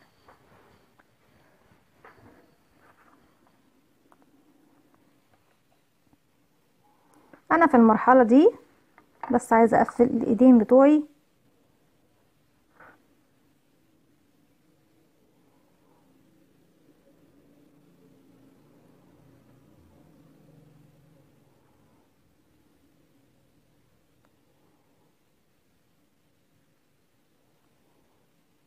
هسحب الخيط بتاعي زياده طبعا من جوه بالشكل ده.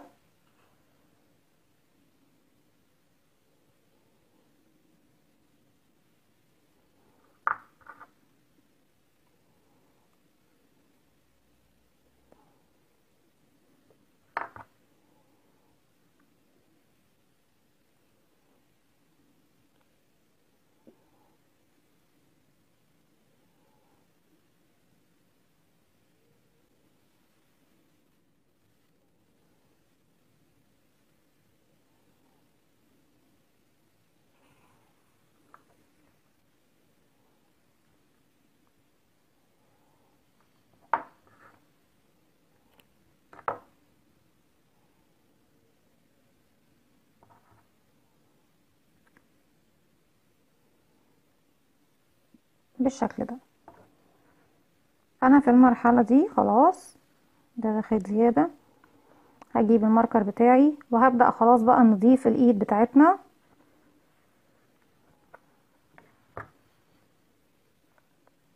ده كده بداية الراوند بتاعي بشكل طبيعي. انا عايزة اشتغل لغاية المكان اللي هشبك فيه الايدين، انا هبدأ اشتغل من هنا، هشبك هنا.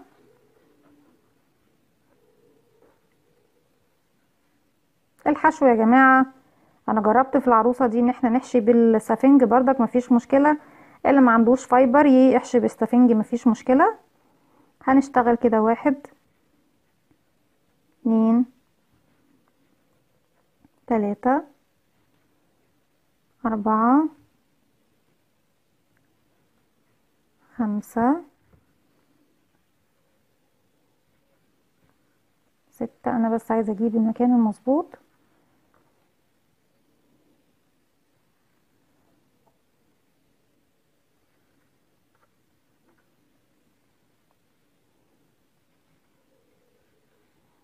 7. هشتغل 7 غرز.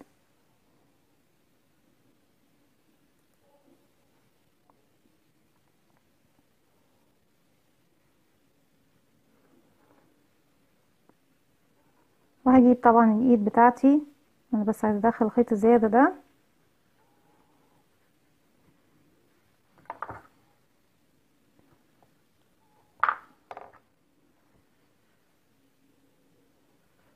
وهشغل الايد معايا، هاخد غرزتين بس من الايد. انا عايزاها بس تكون واضحه ليكم. انا في المكان بتاعي اهو هاخد غرزه من اليد، وهدخل كمان في الغرزه اللي هتقابلني خلاص في الجسم اهو، وهشغل غرزه حشو عادي خالص، وكمان الغرزه اللي بعدها، وكمان الغرزه اللي هدخلها في الجسم، وبشغل غرزه الحشو بتاعتي بشكل طبيعي اهو. انا كده شبكت في غرزتين من الايد الاولانيه. بكمل بقى حشو على الغرز بتاعتي لغايه ما بوصل للاتجاه التاني، اشبك الايد التانية، هكمل وهرجع لكم. رجعت لكم تاني بالشكل دوت، مشيت لغايه ما وصلت للمكان اللي انا عايزه اشبك ليه الايد، ومش محدده عدد على فكره، انا ماشيه كده ارتجالي.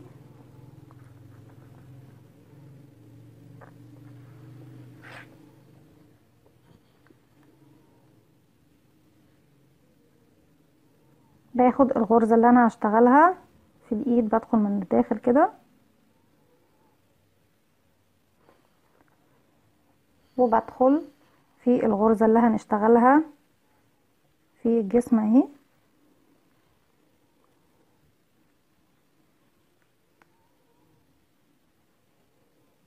والغرزه التانية بدخل فيها، وبدخل كمان في الغرزه الموجوده في الجسم، بخرج بلف الخيط وبخرج منها كلها، واشتغل غرزه حشو عاديه. بالشكل ده انا شبكت خلاص الايدين بتوعي في الراوند دوت. هكمل حشو طبعا لغايه ما اوصل للبدايه. بكده اكون وصلت للماركر بتاعي. الراوند الجديد هبدأ بقى اعمل تناقص، انا طبعا بنفس العدد اللي معايا هو ما قلتش منه حاجة، احنا معانا 36 غرزة حشو زي ما احنا هنشتغل كده. انا طبعا هفضل اشتغل لغاية ما اوصل للغرز اللي هنا دي. عايزة اعمل تناقص مرتين قبل الايد، وتناقص مرتين بعد الايد في كل جنب. يعني انا شغالة هنا دي 1 2 1 2، هشتغل 1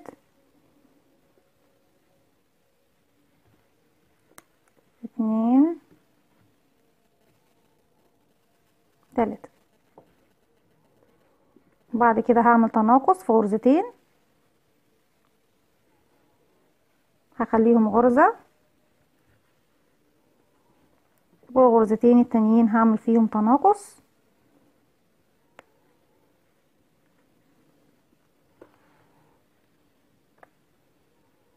وبعد كده هروح اشتغل بقية الغرز اللي في الايد، هشتغل منهم 1 2، وهعمل تناقص في 2 كده 1، وناخد كمان تناقص،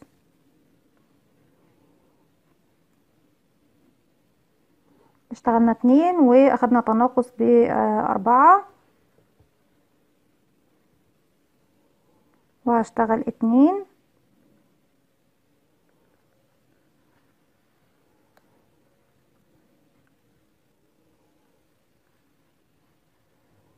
يبقى كده 4 و4 8. هروح اعمل تناقص مرتين. عايزة اعرف بس الغرزة اللي انا فيها اشوفها كويس.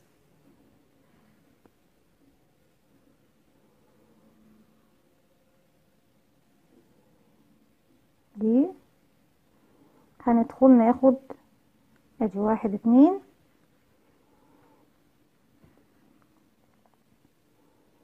1 2، وهكمل لغاية ما اوصل لاخر 4 قبل الايد.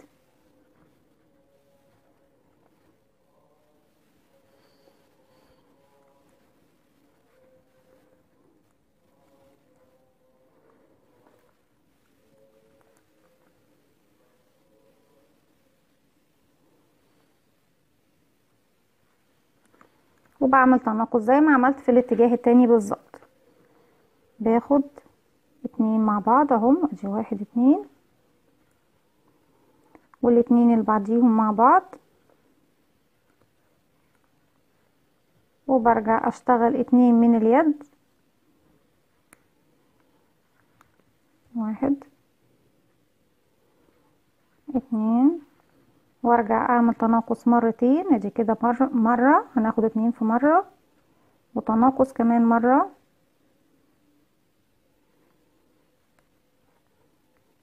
وهرجع اشتغل غرزتين،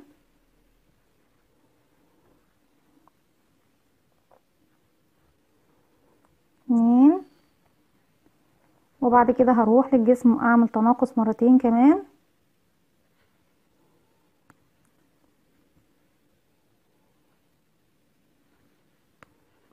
وبكمل لغاية ما بوصل لبداية الراوند بتاعي بغرزة الحشو عادي على كل الغرز اللي تقابلني. رجعت لكم تاني وبالشكل ده. السطر اللي فات بقى معايا 36 غرزة حشو، يعني نبدأ نعمل تناقص لغاية ما نوصل لحجم الرقبة. طيب العدد 36 يسمح بإيه لما بنكون بادئين بعدد 6 غرز حشو في البداية طبعا، يعني التناقص، او لغاية ما اوصل ليكون معايا 6 غرز حشو تاني. بس انا طبعا مش هوصل ل6 غرز حشو، احنا عايزين نوصل للحجم اللي احنا عاملينه للرقبة. احنا في المرحلة اللي جاية هعمل تناقص في الغرزة رقم 5، يعني بشغل 4 غرز حشو في رقم 5 و6، بشغلهم مع بعض كده، 1 2 3 4، وهاخد 5 و6 مع بعض، وهكذا على مدار الراوند بتاعي كله 4 غرز بدون تناقص، ادي 1 2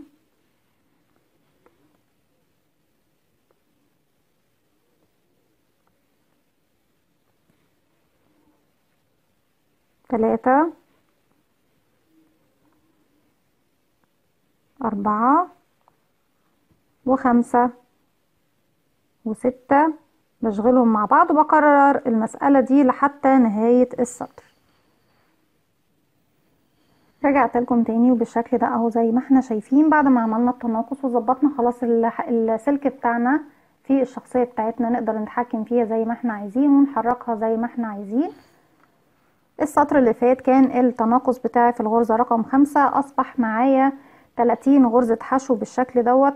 السطر اللي جاي هيكون التناقص في الغرزة رقم 4، والسطر اللي بعده هيكون التناقص في الغرزة رقم 3، والسطر اللي بعده هيكون التناقص في الغرزة رقم 2. بفضل اعمل تناقص خلاص بالشكل ده بطريقة الدائرة لغاية ما بوصل ل 12 غرزة حشو بنفس عدد الراس بتاعتي زي ما احنا شايفين. في حاجة بس حابة ان انا اوريها لكم، بس ايه، نخلص شرح الجزء بتاع التناقص بتاعنا وبعد كده هوريكم الجزئية بقى ازاي نلون القميص بتاع عودي. اتفقنا السطر دوت هيكون التناقص بتاعي في الغرزة رقم 4، يعني بشتغل 3 غرز حشو بدون تناقص كده، 1 2 3، ورقم 4 و5 بشغلهم مع بعض، بخليهم غرزة واحدة،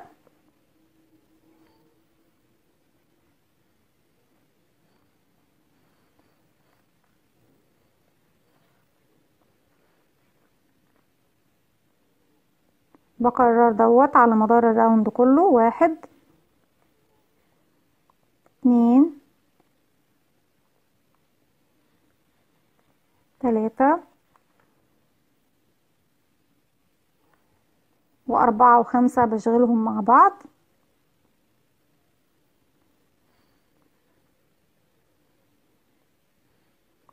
في النهاية بيكون العدد معايا، انا بكرر طبعا دوت لغاية ما اخلص الراوند بتاعي كله.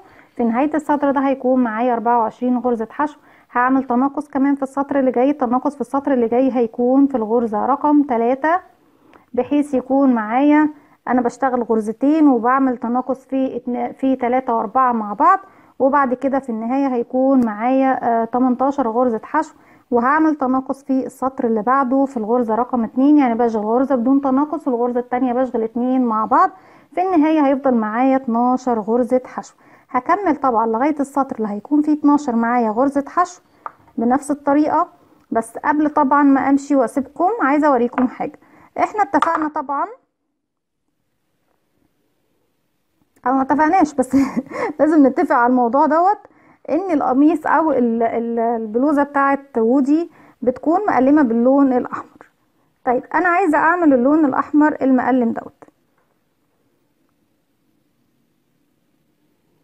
ده هنعمله بالخيط والابرة زي ما احنا شايفين بالشكل ده.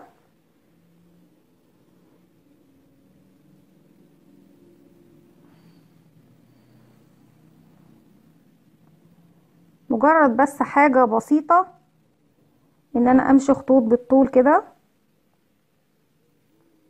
بس عشان الخط بتاعي يفضل ثابت. بدخل في الغرز اللي في المنتصف دي زي ما احنا شايفينها بالشكل ده. انا مجرد بوريكم بس حاجة بسيطة لان انا هكمل القميص كله على بعضه بالطريقة دي. بفضل اعمل خطوط، خط كده وخط كده يعني، بس ببعد شوية مسافة وبعد كده بمشي بالعرض كده وارجع تاني للجزئية دي.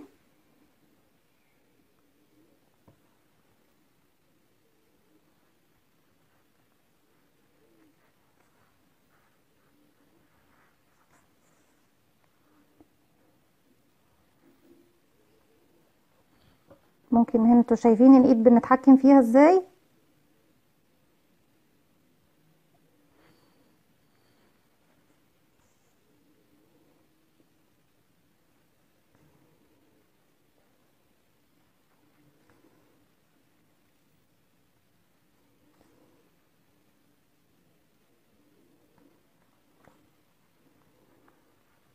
زي ما احنا شايفين وزي ما عملنا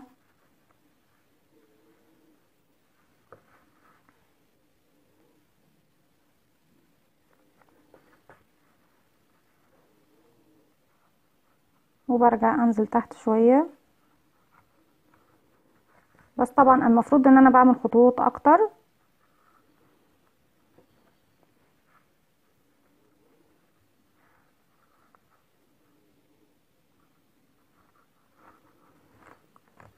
سواء بالطول او بالعرض لغاية ما يبان معايا الشكل طبعا ان هو كاروهات. هو مش هيوضح طبعا الشكل دلوقتي، بس كل اللي انا بعمله زي ما وريتكم اني بمشي بالطول، بعمل خطوط بالطول وبعمل خطوط بالعرض بحيث ان انا ادي الشكل اللي هو المربعات في القميص بتاع وودي بالشكل دوت. بس طبعا المفروض ان انا بدي يعني باجي خط هنا وخط هنا، وبرضك من الناحية التانية باخد خطين وبرجع اعمل خطوط بقى بالعرض كده فوقيهم بحيث ان يطلع معايا مربعات مربعات بنفس الشكل دوت.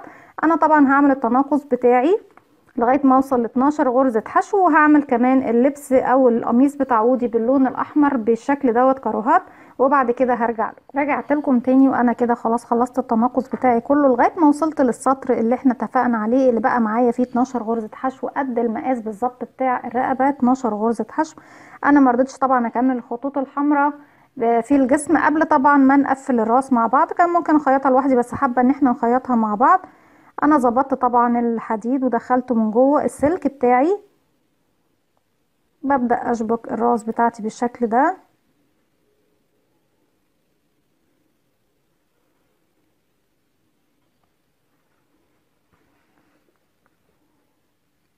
مرة من هنا ومرة من هنا.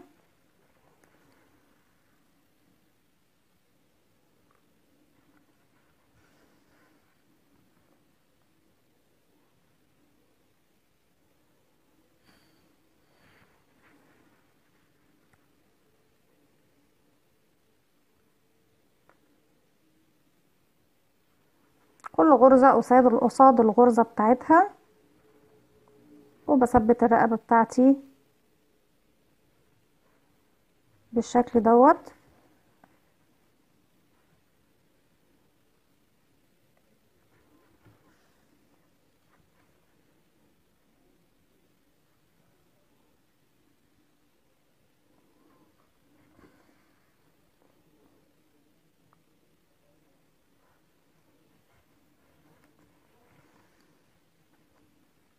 لغاية طبعا ما بخلص الرقبة بتاعتي كلها، كل غرزة قصاد الغرزة بتاعتها.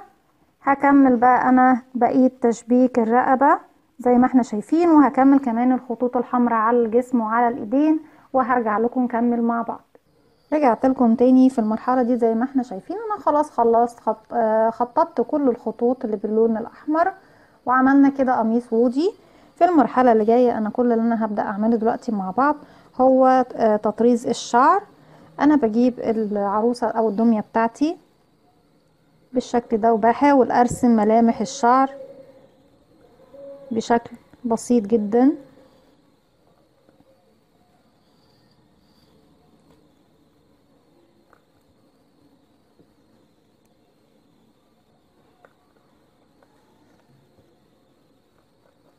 علشان نطرز الشعر. الشعر انا كنت هعمله بالخيط القطن، بس حسيت ان الصوف بيكون كثيف اكتر فهيديني نتيجة احسن. هاجي هنا من الظهر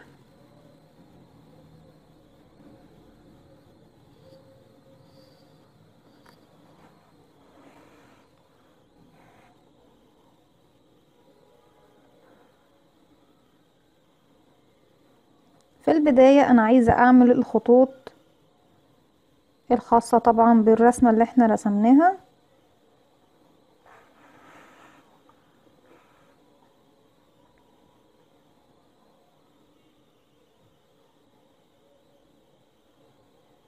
انا همشي من مكان لمكان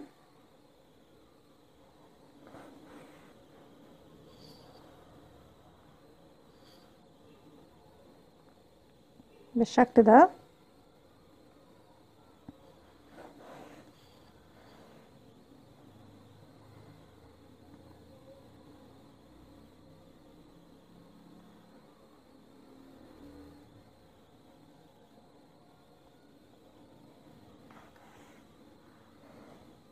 لغاية ما اخطط طبعا ايه الشعر كله.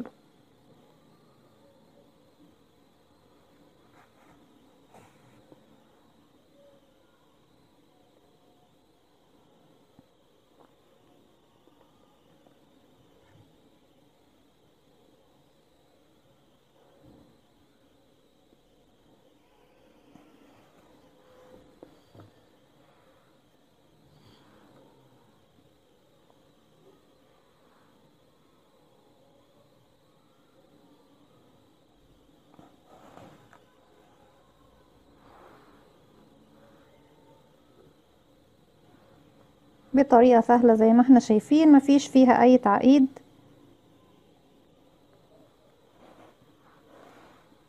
هي الحكاية مش محتاجة متخصص ولا حاجة، بالعكس يعني بتيجي مجرد كده شيء فني منك بطريقة سهلة وبسيطة، تقدري تحددي الخطوط بتاعتك وتمشي عليها بشكل بسيط.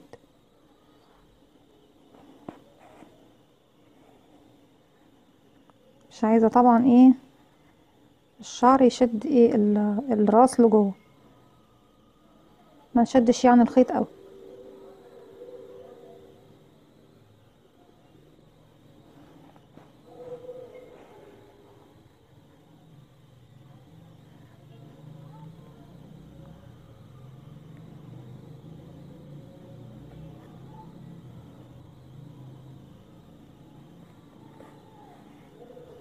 بالشكل ده انا كده لفيت الراس بتاعتي كلها مكان الشعر كله، وبطريقة بسيطة هتني بقى املى الفراغات دي كلها بالشكل ده. هاجي من هنا لهنا ومن هنا لهنا تاني. ولما نكون ماشيين، يعني انا دلوقتي ماشيه ايه بالعرض، ما اجيش امشي بالعرض وارجع امشي بالطول. يعني لما نكون ماشيين بالعرض خليكي بالعرض دايما. لو انت هتمشي بالطول امشي بالطول على طول.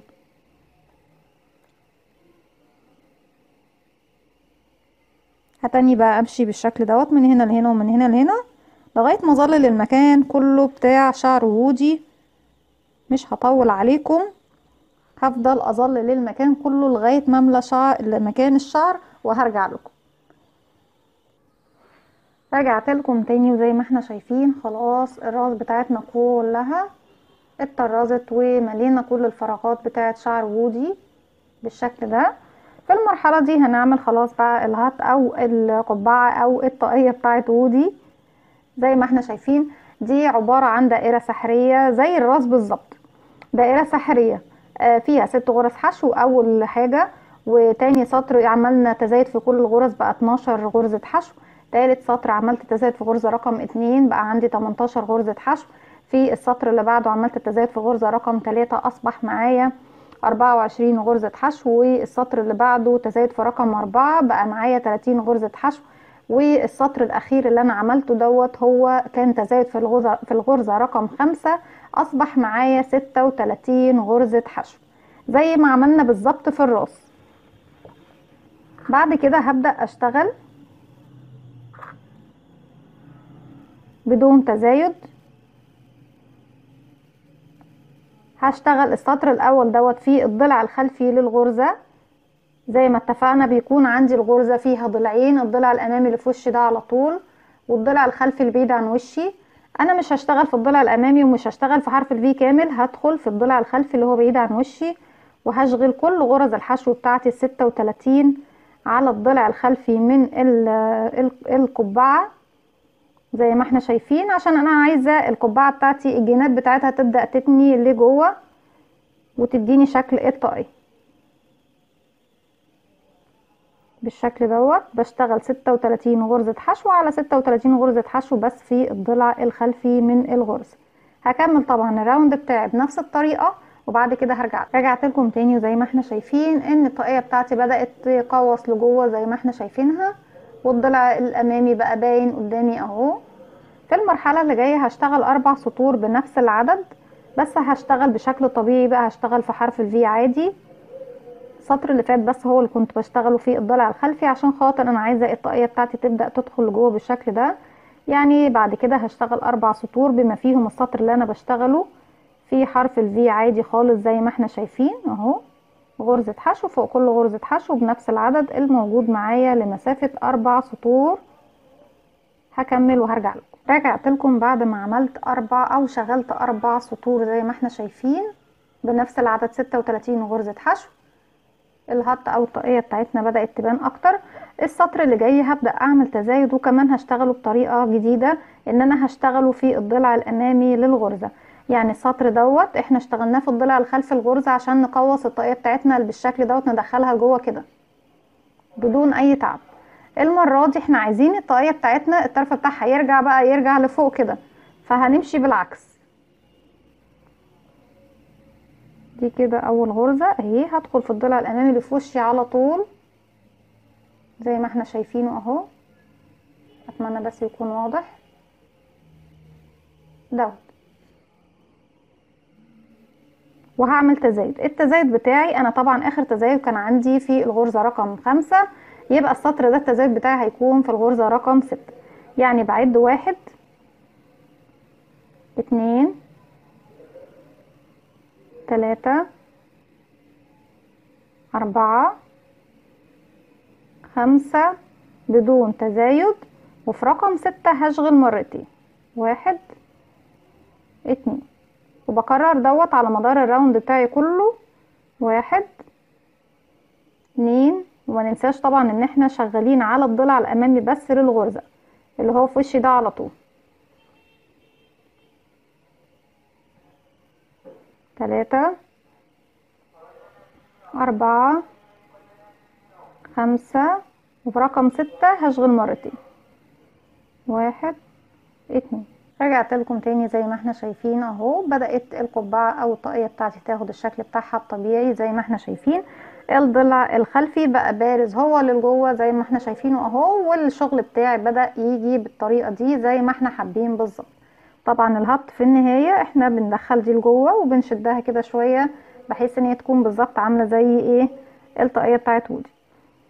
السطر اللي جاي والسطور اللي بعد منه لغايه طبعا ما اوصل للدوران اللي انا حباه للطاقيه بتاعتي هشتغله خلاص في الحرف الفي كامل، وبستمر طبعا في عمل التزايد لغايه ما بوصل للحجم اللي انا حباه من الدائره بتاعتي. السطر اللي فات كان التزايد بتاعي في الغرزه رقم 6، السطر ده هيكون التزايد بتاعي في الغرزه رقم 7، وزي ما اتفقنا بشتغل في حرف الفي كامل. كده 2 3 4 5 6 وفي 7 هشغل مرتين 1 2 وبكرر دوت كمان 5 مرات، لان ده التكرار الاول اللي هو السادس، يبقى كمان هشتغل 5 مرات بنفس التكرار دوت، اني بشغل 6 غرز حشو بدون تزايد، وفي رقم 7 بشغل مرتين. رجعت لكم تاني وبالشكل ده خلصت السطر بتاعي زي ما احنا شايفين. لسه محتاجه اعمل تزايد طبعا، لان لسه العرض بتاع الطاقيه بتاعتي موصلش للمقاس اللي انا حباه. هعمل لسه تزايد في السطر في 3 سطور جايين كمان. السطر اللي جاي هيكون اللي احنا هنشتغله دوت هيكون التزايد في الغرزه رقم 8، والسطر اللي بعده هيكون التزايد في الغرزة رقم 9، واللي بعده هيكون في رقم 10. لو حابين تزودوا طبعا الطول بتاع الطاقية اكتر من كده هتعملوا تزايد في رقم 11 و12 في السطر اللي بعده وهكذا، لكن انا هستمر لغاية ما اوصل للسطر اللي هيكون فيه التزايد بتاعي في الغرزة رقم 10، وبعد كده هرجع لكم. رجعت لكم تاني وزي ما احنا شايفين الهط بتاعتنا او القبعة بتاعتنا، انا بس حاطه لها دبوس عشان اثبتها زي ما احنا شايفين، بس اشيلها تاني عشان نشوفها مع بعض. اهي بتكون بالشكل ده زي ما احنا شايفينها. انا كل اللي انا عملته بس قوصت الجزء ده شوية بالطريقة دي، وبايدي تانية القبعة شوية بالشكل ده اهو، برمتها كده شوية بحيث ان هي تديني شكل القبعة بتاعة المأمور. طبعا اكيد كلكم اللي عارف الفيلم عارف انا بقول مأمور ليه. بالشكل ده اهي. والسكارف انا ما حبيتش السكارف ان احنا نشغله، مجرد بس قطعة قماش حمراء اخدتها بشكل مثلث زي ما احنا شايفين كده، وهربطها على رقبة وودي بشكل بسيط جدا.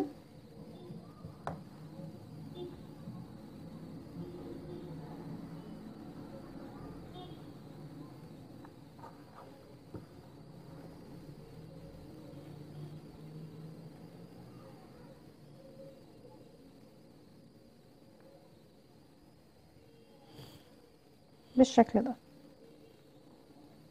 هي بس حاجة بسيطة مش اكتر من كده. انا طبعا هبقى اظبطها مع نفسي، لكن عشان تكون القطعة بتاعتنا مظبوطة. اللي باقي عندنا انا في حاجة نسيت اقولها لكم، ان الخطوط اللي على الحزام زي ما احنا شايفينها ده مجرد بالخيط والابرة زي ما عملت بالظبط. الخطوط دي اخدتها على الحزام بالشكل ده، والكورة بتاعة الحزام او انا بس مش فاكرة اسمها ايه الاسورة بتاعة الحزام دي او الراس بتاعة الحزام عامة، هفتكر بعدين. اعوذ بالله من الشيطان الرجيم. دي كانت معمولة من دائرة سحرية مكونة من 8 غرز حشو، وبعد كده قفلتها بمنزلقة وخيطتها بردك بالخيط والابرة عادي خالص زي ما احنا شايفين. دلوقتي ايه اللي باقي معانا في ودي؟ طبعا باقي لنا الحواجب وباقي العيون وباقي البق. العيون يا جماعة انا عندي اكتر من اقتراح. العيون دي انا رسمتها على القماش اللي قلت لكم عليه بشكل بيضاوي كده وظللتها باللون الاسود. دي ممكن تكون شكل من العيون اهي، وممكن وبصراحة دوت اللي انا بفكر اعمله، اني اركب العيون اللي هي الجاهزة اقرب كتير من عيون وودي زي ما احنا شايفينها. وممكن لو هنشغلها كروشيه يبقى هنشغل السطر الاول هنعمل دائرة سحرية مكونة من 5 غرز حشو، وندخل اللون الاسود طبعا في اخر غرز، اللون الاسود في البداية، وبعد كده ادخل اللون الابيض في اخر غرزة من السطر الاول، واشغل السطر التاني كله تزايد على كل غرز، هيبقى معايا 10 غرز حشو، وبعد كده بقفلها بغرزة منزلقة وبخيطها على العيون. فعندنا اكتر من اقتراح للعين، واللي انتوا حابين طبعا تستخدموه. والبق هنعمله دلوقتي بردك بطريقة بسيطة جدا باللون الاحمر. في المرحلة دي احنا كل اللي هيبقى بقالنا المناخير والودان، ونطرز البق والحواجب ونركب العين بتاعتنا، وهنعمل السديري. طبعا دي اخر حاجة هنعملها كروشيه في الشخصية بتاعتنا. السديري او الجاكيت بتاع وودي بيكون باللون الابيض واللون الاسود مع بعض، بيكون واخد كده مجرد بس تطعيم باللون الاسود داخل فيه مع الابيض. هنبدأ ب22 سلسلة، 1 2 3 4 5 6 7 8 9 10 11 12 13 14 15 16 17 18 19 20 21 22 سلسلة. انا طبعا مش هضيف اللون الاسود دلوقتي، هضيفه بعد ما نشكل الجاكيت بتاعنا. هرتفع سلسلة ارتفاع غرزة الحشو، هسيب السلسلة دي طبعا واروح اشتغل على 3 غرز حشو قصادي كده. 1 2 3، وفي رقم 4 هشغل تزايد، يعني هشغل فوقيها مرتين، 1 وفي نفس الفراغ تاني 2، وبعد كده هرجع اشغل 4 غرز، 1 2 3 4، في رقم 5 هشغل تزايد، ادي 1 2، هرجع تاني اعمل 4، 1 2 3 4، وفي رقم 5 هشغل تزايد مرتين، ادي 1 وفي نفس الفراغ تاني 2، هعمل تاني 4 غرز حشو، 1 2 3 4، ورقم 5 هشغل تزايد، ادي 1 2، هيتبقى معايا 3 غرز هدخل واعملهم حشو، ادي 1 2 3. طيب كده احنا قسمنا الجاكيت بتاعنا زي ما احنا شايفين. هرتفع سلسلة وهلف الشغل بتاعي الناحية التانية، وهشغل على كل الغرز اللي تقابلني اهو غرز حشو لغاية ما اوصل للمكان اللي فيه التزايد كده. 2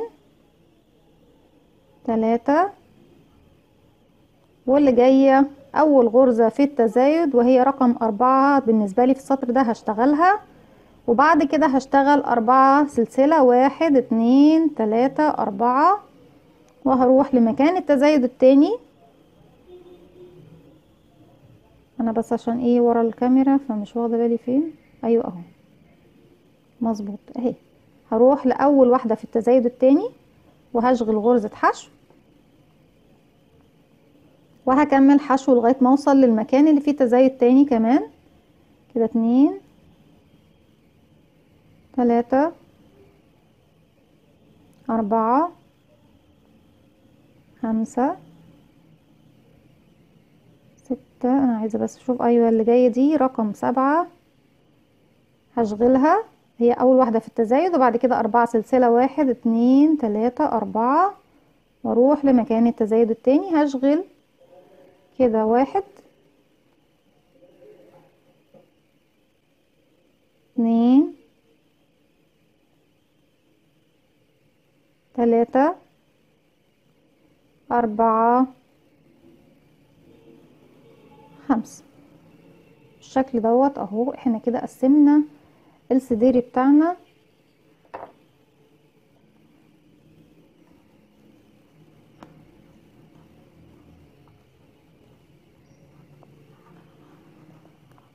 بالشكل ده.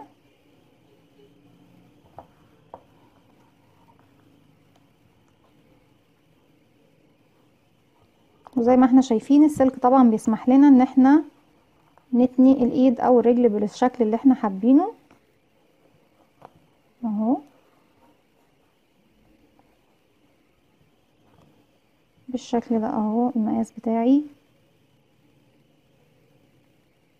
مظبوط،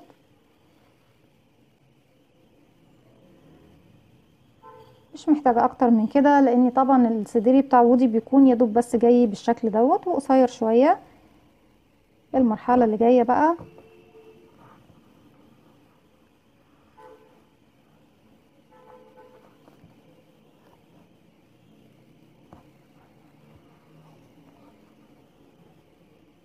هنشتغل وندخل معانا اللون الاسود. شكرا يا ودي. المرحلة اللي جاية هنشتغل ازاي؟ هنشتغل بقى خلاص داير حوالين الشغل بتاعنا زي ما احنا شايفينه هو اهو. هنمشي كده ونرجع نرتفع ونمشي الناحية التانية، وبنفس الطريقة دي طبعا هنشتغل الارتفاع بتاعنا 10 سطور او اكتر حسب طول الفيست اللي انتوا عايزينه. برتفع سلسلة وبروح اشتغل على الغرز بتاعتي كلها بالشكل دوت اهو. 1 2. انا عايزة بس ادخل اللون الاسود.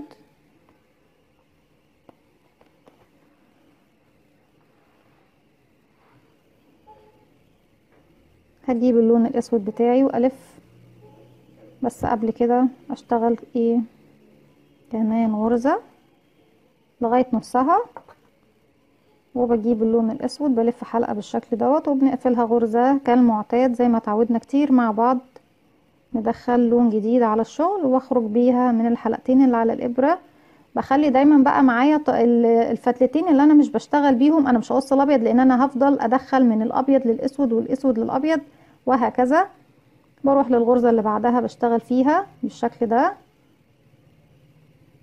بشتغل غرزتين وارجع اضيف تاني اللون الابيض.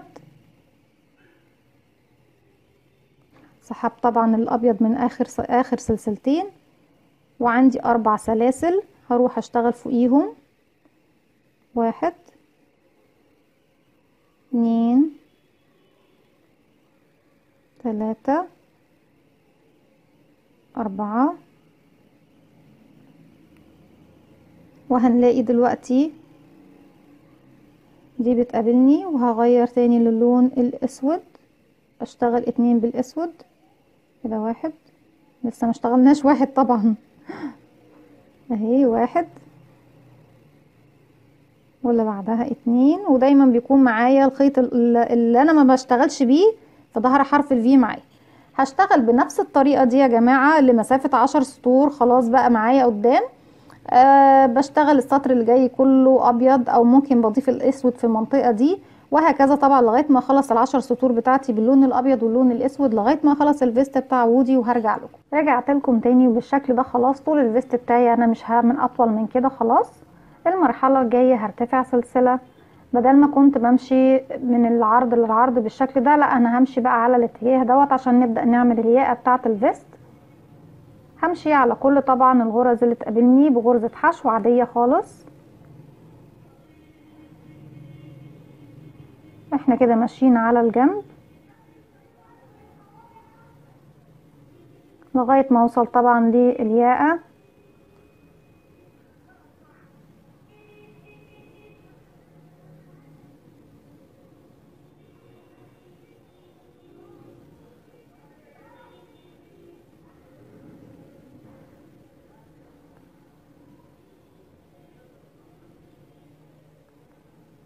بالشكل ده انا وصلت للمكان اللي فوق.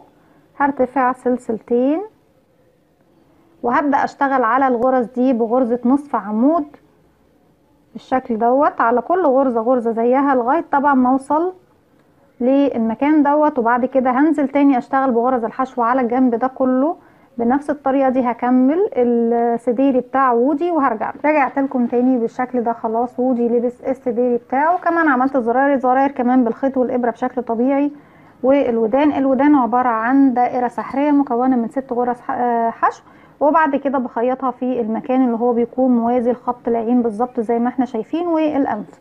دلوقتي كل اللي ناقص معانا هو الحواجب ومناخير وودي وبقه.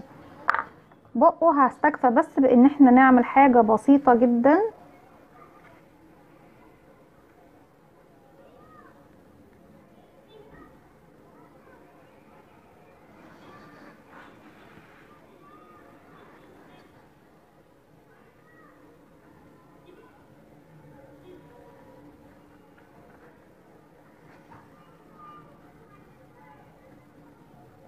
مكان البق زي ما احنا شايفين هو متحدد لوحده.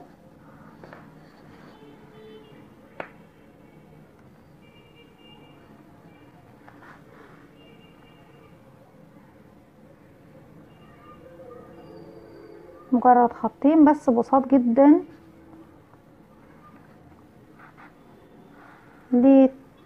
لعمل بس شكل البق.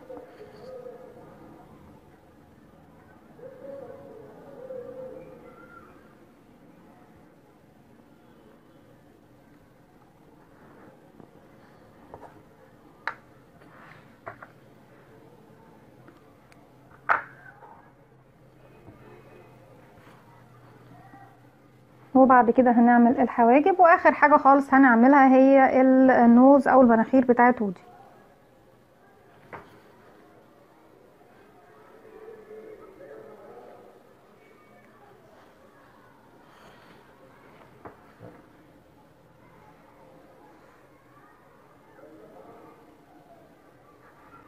بردك بدخل من الخلف،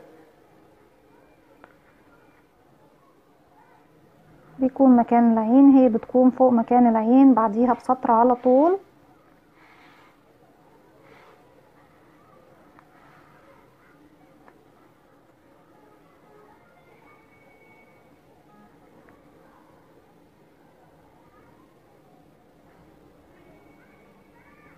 نحددها بالقلم الاول.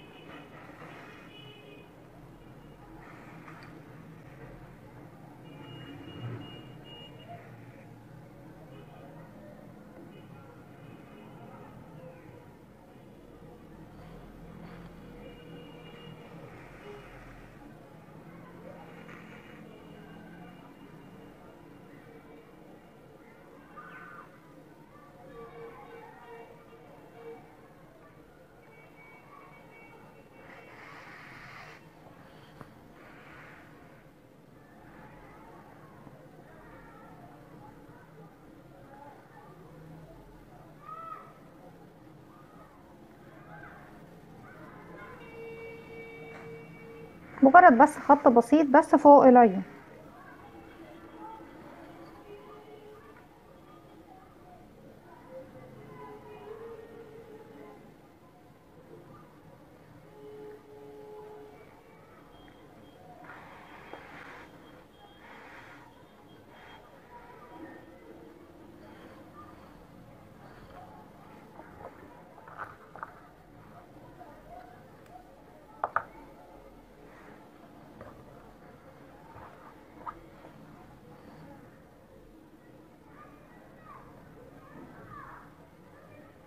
والعيون هسيبها لكم اختياري زي ما انتوا حابين. لو حابين زي ما اتفقت معاكم تعملوها بدائرة ساحرية مكونة من 5 غرز حشو، وبعد كده تعملوا تزايد في الراوند التاني يبقوا 10 غرز حشو، ممكن. وبعد كده تخيطوها، او ان انتوا تعملوها بالقماش زي دي كده وبرضك تثبتوها باي لحام او اي لزق، او ان انتوا تحطوا العيون اللي هي الجاهزة دي. وانا بصراحة افضل ان انا احط العيون دي هلزقها، لان بصراحة شكلها جميل جدا. المرحلة دي كل اللي باقي معانا بس من وودي هو النوز بتاعته. المناخير بتاعت وودي عبارة عن دائرة سحرية مكونة من 3 غرز حشو،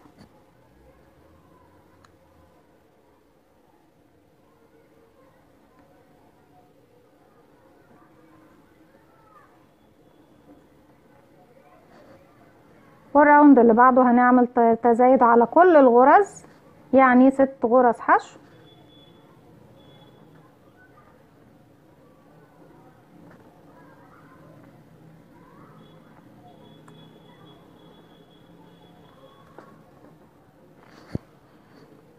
واحد، ودي رقم 2 هنشغل فوقيها 2،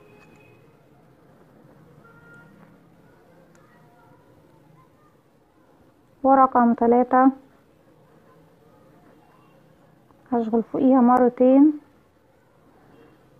والراوند اللي جاي كله هيكون 6 غرز حشو على 6 غرز حشو احنا بنشتغل كده. دي 1،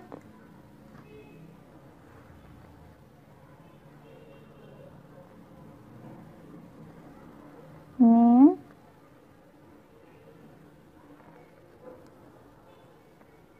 3،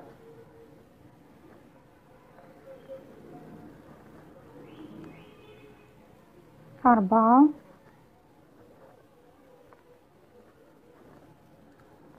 5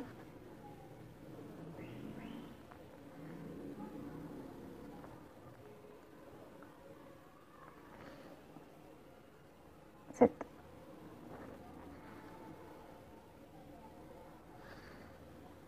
هسيب مسافة من الخيط نخيط بيها.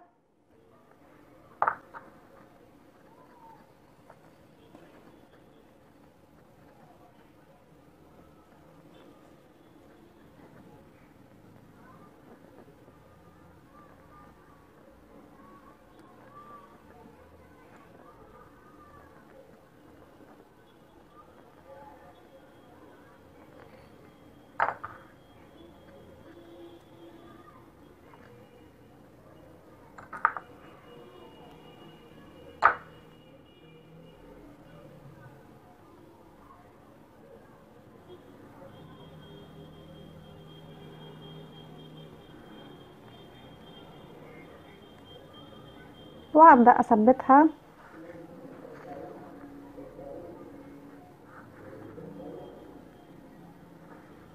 في مكان النوز زي ما احنا شايفين اهو.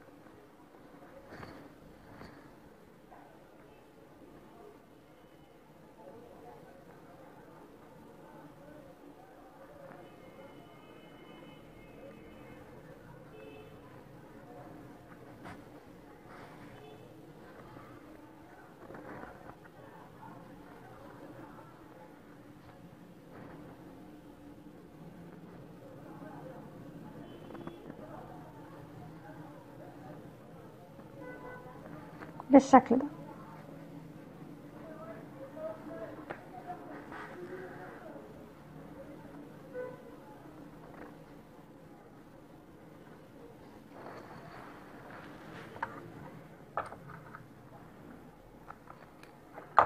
وبكده تكون خلصت العروسة بتاعتنا وودي زي ما احنا شايفين من قصة طبعا فيلم توي ستوري. اتمنى النهاردة الفكرة تنول اعجابكم. لو اعجبكم الفيديو اعملوا لي لايك وشير وسبسكرايب واستنوني فيديو جديد مني.